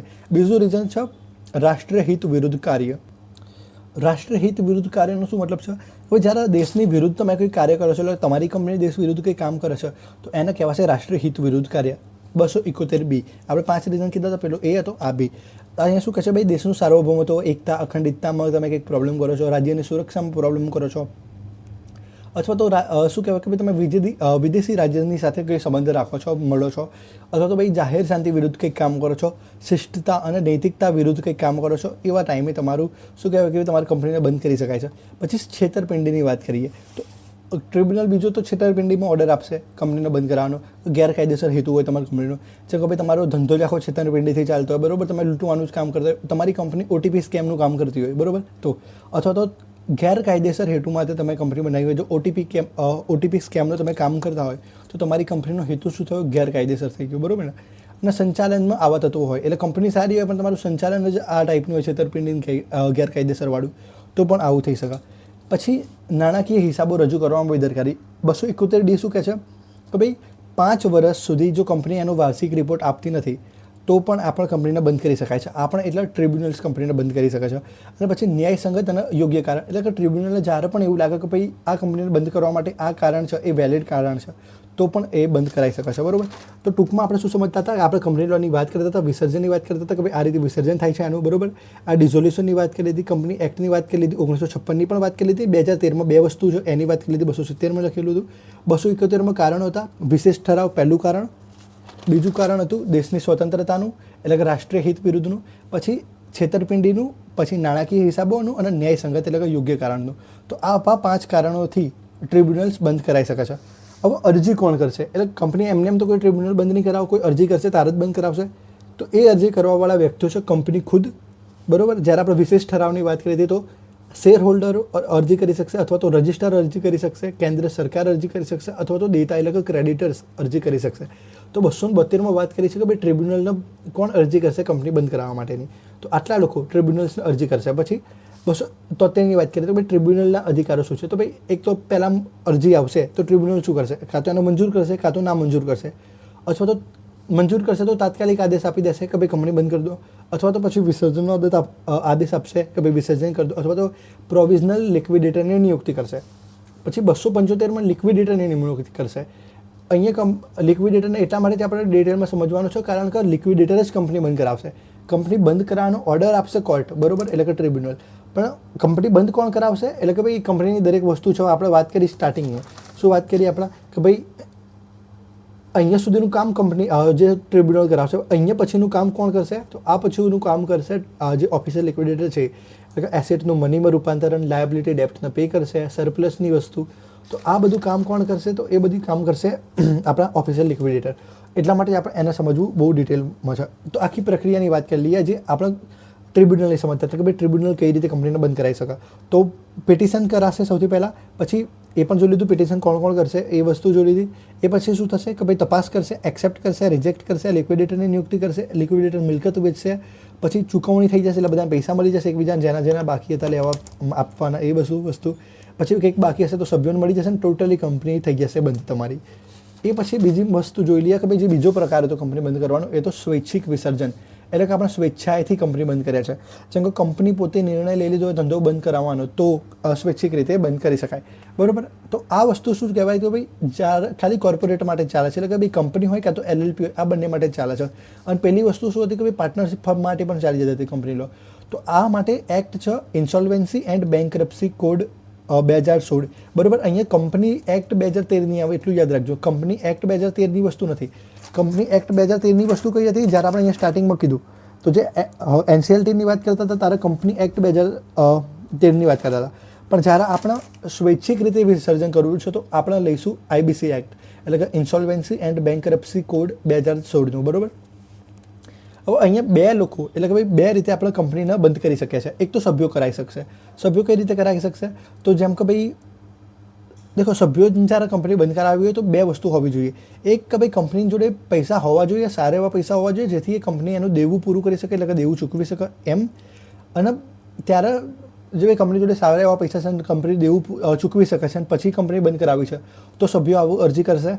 પણ એની એક શરત છે કે ભાઈ ડાયરેક્ટરે એવું ડેક્લેરેશન આપવું પડશે કે ભાઈ કંપની દેવું ચૂકવી શકશે. પછી પ્રક્રિયાની વાત કરીએ તો સ્પેશિયલ રિઝોલ્યુશન પાસ કરાવવું પડશે પહેલાં તો, પછી લિક્વિડેટર નિયુક્ત કરાશે, પછી મિલકત વેચશે, પછી એ જ વાળી પ્રોસેસ, ભાઈ મિલકત વેચશે, દેવું ચૂકવાશે અને સભ્યોમાં વેચણી થશે, બરોબર. પણ અહીંયા શું છે કે ભાઈ જ્યારે કંપનીના સભ્યોને આવું કંઈક કરવું છે કામ, બરોબર, એટલે કે ભાઈ સભ્યોને જ બંધ કરાવી છે કંપની, તો એમને એડવર્ટાઇઝમેન્ટ અથવા તો પબ્લિક નોટિસ આપવી પડશે, જેથી જે લોકોને કંપની જોડેથી પૈસા લેવાના બાકી છે એ લોકોને ખબર પડે કે ભાઈ કંપની બંધ થવાની છે, બરોબર. તમારા કંપની જોડેથી કંઈક પૈસા લેવાના બાકી હોય, એકદમથી કંપની બંધ થઈ જાય તો તમને કેવો ઝાટકો આવે.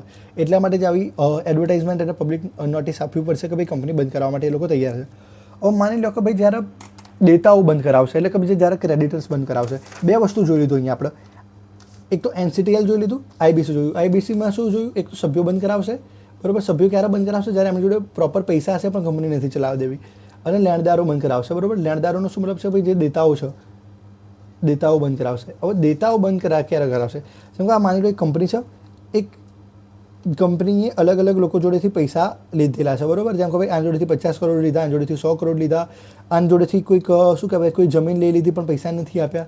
તો આ બધા જોડે શું ભાઈ કંપનીના બધાને પૈસા આપવાના છે, પણ આ બધા લોકો કંપનીના પૈસા એટલે સોરી શું કહેવાય કે ભાઈ કંપની આ બધા લોકોને પૈસા નથી આપી શકતી.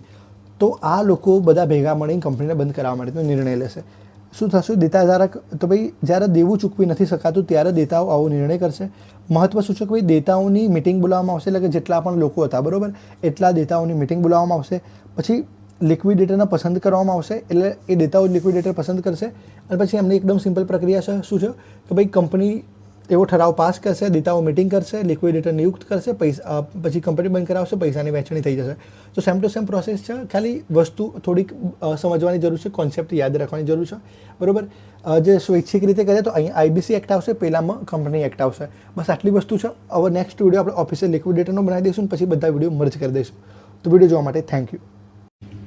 હેલો ફ્રેન્ડ્સ, કેમ છો તમે બધા? તો આપણે કંપની લોની ઘણી બધી વસ્તુ જોઈ લીધી હતી. કંપની લોના બધા જ કોન્સેપ્ટ આપણે બનાવી દીધા હતા, ખાલી ડાયરેક્ટર બાકી હતો. હવે આપણે લાસ્ટ વિડીયો જોઈ લઈએ છીએ ઓફિશિયલ લિક્વિડેટરનો. આ પછી આપણું કંપની લો થઈ જશે સમાપ્ત. તો ઓફિશિયલ લિક્વિડેટરનો શું કોન્સેપ્ટ છે? તો ઓફિશિયલ લિક્વિડેટરનો કોન્સેપ્ટ છે કે જ્યારે કંપની બંધ કરાવવાની હોય તો ઓફિશિયલ લિક્વિડેટરને નિયુક્ત કરવામાં આવે છે. કેમ? કારણ કે આપણે દરેક વસ્તુ સમજી લીધી હતી આપણે આના પહેલાંના વિડીયોમાં, એટલે કે ભાઈ કંપની કઈ રીતે બંધ કરવાની એ કંપનીની વિસર્જનની પ્રક્રિયા. તો એ વિડીયો ના જોયો તો એ વિડીયો જોઈને જ આ વિડીયો જોજો, નહીં તો આમાં કંઈ ખબર નહીં પડે. તો વાત કરીએ, બે પ્રકારના ઓફિશિયલ લિક્વિડેટર હોય છે, બરોબર. એક તો ઓફિશિયલ લિક્વિડેટર હોય છે અને એક હોય છે કંપનીનો લિક્વિડેટર, બરોબર. જ્યારે કંપની સ્વૈચ્છિક રીતે બંધ કરાવે તો આ લિક્વિડેટર આવશે. ઓફિશિયલ લિક્વિડેટર ટ્રિબ્યુનલ્સ દ્વારા આવશે, બરોબર. હવે અમને નિયુક્તિ કોણ કરશે? તો NCLT કરાવશે અથવા તો જે સેન્ટ્રલ ગવર્મેન્ટ છે એ કરશે. NCLTનો મતલબ છે ભાઈ નેશનલ કંપની લો ટ્રિબ્યુનલ્સ અને સેન્ટ્રલ ગવર્મેન્ટ, બરોબર. તો આ લોકો નિયુક્ત કરાવશે ઓફિશિયલ લિક્વિડેટરને. ઓફિશિયલ લિક્વિડેટરના ગુજરાતીમાં કદાચ કહેવાય છે ફડચા અધિકારી. એ પછી કેવી રીતે કરાવશે? તો સૌથી પહેલાં તો વાત કરીએ, કોઈ પિટિશન કરશે. પિટિશન કઈ રીતે કરશે? તો 272 મુજબ. 272 મુજબ આપણે શું કરીશું કે ભાઈ પિટિશન કરીશું. પિટિશન થશે, પછી ટ્રિબ્યુનલ એવો ઓર્ડર આપશે અને ટ્રિબ્યુનલ ઓર્ડર આપશે એ પછી ઓફિશિયલ લિક્વિડેટરની નિયુક્તિ થશે. હવે ઓફિશિયલ લિક્વિડેટરની સત્તાઓ શું છે? તો સેક્શન 290 મુજબ એની આટલી સત્તાઓ છે એ આપણે જોઈ લઈએ. એક કે ભાઈ સૌથી પહેલાં તો એ મિલકતને વેચી શકે છે, બરોબર. મિલકત કેવી રીતે વેચે? તો ભાઈ જેમ કે ભાઈ કંપનીની કોઈ મિલકત છે તો એ મિલકત વેચવાનો કમ્પ્લીટલી અધિકાર આને જોડે છે. દેખો, ઓફિશિયલ લિક્વિડેટરને સમજવું હોય તો તમે સમજો પ્રેસિડેન્ટ. જો કોઈ રાજ્ય છે, બરોબર, કોઈ રાજ્યમાં રાષ્ટ્રપતિનું શાસન ક્યારે જ લાગશે કે ભાઈ જ્યારે રાજ્ય યોગ્ય રીતે કામ નહીં કરે તો, બરોબર. તો જેમ કંપની બરોબર કામ નથી કરતી તો કંપની ઉપર આપણે કંપનીને બંધ કરાવવાનું કામ કરે છે, બરોબર. તો જ્યારે કંપની બંધ કરાવીએ છીએ આપણે તો કંપની બંધ કરાવવામાં, દેખો, રાજ્ય બંધ કરાવવા માટે શું જોઈશું કે ભાઈ રાજ્ય બંધ કરાવવું હોય તો રાષ્ટ્રપતિ શાસન સ્થાપવામાં આવશે, બરોબર ને. તો એ જ રીતે કંપનીના લોકોને હટાવી દેવામાં આવશે અને ઓફિશિયલ લિક્વિડેટરની નિયુક્તિ કરવામાં આવશે અને ઓફિશિયલ લિક્વિડેટર બધું કામ કરી દેશે. જેમ કે સમજવાની કોશિશ કરીએ તો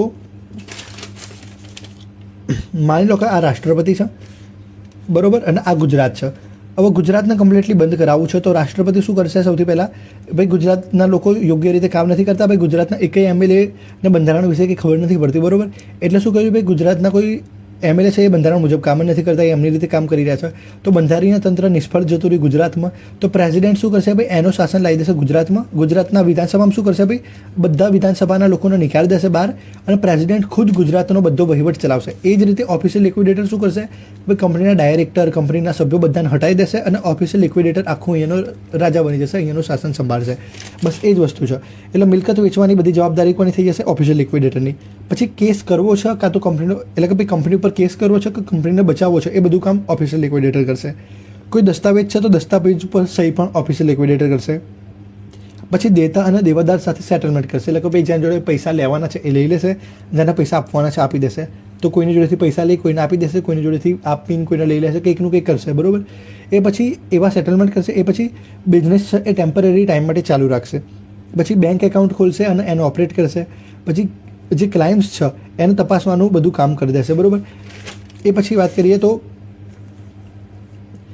એની મદદ કરવી હોય એટલે કે ભાઈ એના મદદ માટે એ એડવોકેટ અને એટર્નીની નિમણૂક કરી શકશે, અથવા તો એને ધંધો ચાલુ રાખવો હોય તો જે ફડચાનો પ્રક્રિયાનો ટાઈમ હોય તો ત્યાં સુધી એ શું કરશે કે ભાઈ ફડચાને લાભદાયક થાય, એટલે કે જે લિક્વિડેશન પિરિયડ છે એમાં કંઈક બેનિફિટ થાય ત્યાં સુધી ધંધો ચાલુ રાખી શકશે. અથવા તો કરારથી જે મિલકત છે એ વેચવી શકશે, લોન લઈ શકશે. એને લોન લેવી હોય મિલકત માટે તો એ પણ લોન લઈ શકશે. ઓફિશિયલ લિક્વિડેટરની ફરજોની વાત કરીએ તો માની લો કે તમે જ ઓફિશિયલ લિક્વિડેટર છો, બરાબર. તો તમારી શું ફરજો છે? એક તો ભાઈ તમારે મિલકત એકત્રિત કરવાની, એટલે કે ભાઈ તમારે સૌથી પહેલાં તો ભાઈ મિલકત એકઠી કરવી પડશે. પછી જેટલા પણ એસેટ છે એનું રેકોર્ડ રાખવું પડશે. યોગ્ય રીતે મિલકતની વહેંચણી કરવાની, ક્રેડિટર્સને પ્રાયોરિટી આપવાની સૌથી પહેલાં, બરાબર. પછી જે કોર્ટ જે પણ આદેશ આપે એ આદેશને માનવાનું. કોર્ટ અને ટ્રિબ્યુનલ્સના બધા રિપોર્ટ પહોંચાડી દેવાના. પછી બુક્સ ઓફ એકાઉન્ટ અને જે મેન્ટેન રાખવાની, એટલે કે ભાઈ જેટલી પણ એકાઉન્ટની બુક છે એને મેન્ટેન રાખવાની. પછી જો ફ્રોડ થયો હોય કાં તો ગેરવહીવટ થયું હોય તો એની પણ રિપોર્ટ આપવાની અને ફાઇનલ એકાઉન્ટને ચેક કરવાનું. એ પછી જે ફડચા પ્રક્રિયા છે એનું સંચાલન તમારે કરવાનું હશે. એટલે ભાઈ કોર્ટે જે નક્કી કરેલી ફરજો છે એ તમારે કરવાની. હવે માની લો કે તમારી નિમણૂકમાં કંઈક ખામી થઈ હોય તો જો તમે જે કંઈ પણ કામ કર્યા છે એ બધાને કાયદેસર ગણવામાં આવશે. પણ જો તમારી નિમણૂક જ ગેરકાયદેસર થઈ હશે તો તમારી એક પણ જે તમે કામ કર્યું છે એ કામને આપણે વેલિડ ગણીશું નહીં. પ્રાથમિક અહેવાલ આપવાનો, એટલે કે તમે સૌથી પહેલાં કોઈ કંપની તમારી જોડે બંધ કરાવવા આવશે, બરાબર. તો સૌથી પહેલાં તમે શું કરશો કે ભાઈ ડાયરેક્ટર પાસે જશો, એમની જોડે જશો, એમને પૂછશો કે ભાઈ કેમ કંપની બંધ કરાવવાની છે ભાઈ, આ તે દરેક વસ્તુ પૂછશો, વ્યવહારોનું નિવેદન લોશો. પછી ફડચાના હુકમના પછીના જે 6 મહિના, એટલે કે ભાઈ જ્યારે ફડચાનો હુકમ થયો હોય તો એના પછી 6 મહિનામાં તમારે શેર મૂડીના પછી એની જે મિલકતો છે એની જે જવાબદાર રકમ છે એ દરેક વસ્તુ, ભાઈ કંપનીની નિષ્ફળતાના કારણો એ દરેક વસ્તુનો એક રિપોર્ટ તૈયાર કરવો પડશે અને એ રિપોર્ટને સેન્ડ કરવો પડશે.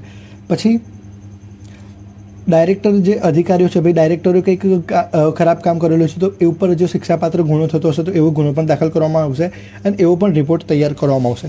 અને આ બધા રિપોર્ટ ક્યાં આપશે એ પણ જોઈ લઈશું આપણે. એ પછી મિલકતો ભેગી કરવાની અને વેચવાની, એટલે કે ભાઈ હુકમ થઈ ગયો, બરાબર. એ પછી બધી મિલકતો એના હાથમાં જતી રહેશે લિક્વિડેટર જોડે. એના જેમ આપણે પેલી રાષ્ટ્રપતિ વાત કરી એ રીતે જ પછી ઓફિશિયલ લિક્વિડેટર બધી મિલકત ઉપર અંકુશ સ્થાપશે અને બધી મિલકતને ભેગી કરશે.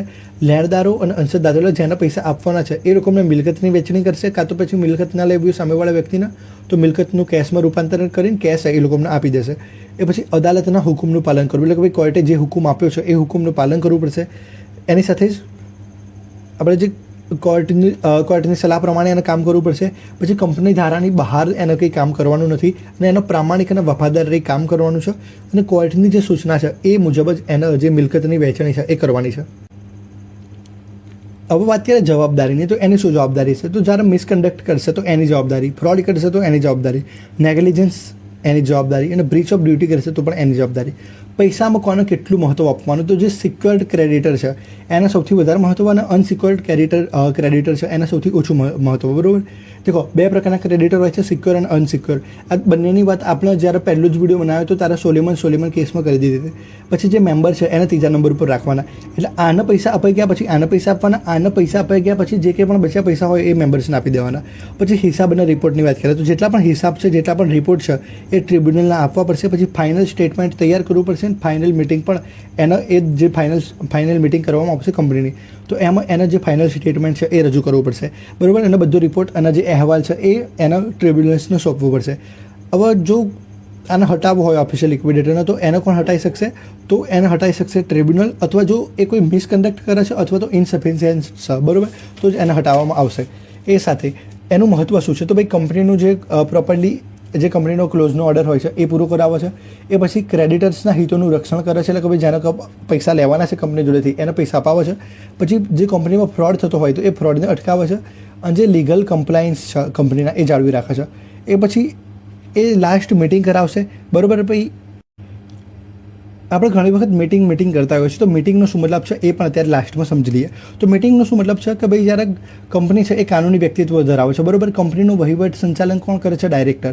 આ બધી પહેલા વિડીયોમાં વાત કરી હતી. પછી કંપનીનો એજન્ટ પણ એ જ છે, ટ્રસ્ટી પણ એ જ છે અને ભાગીદાર પણ એ જ છે.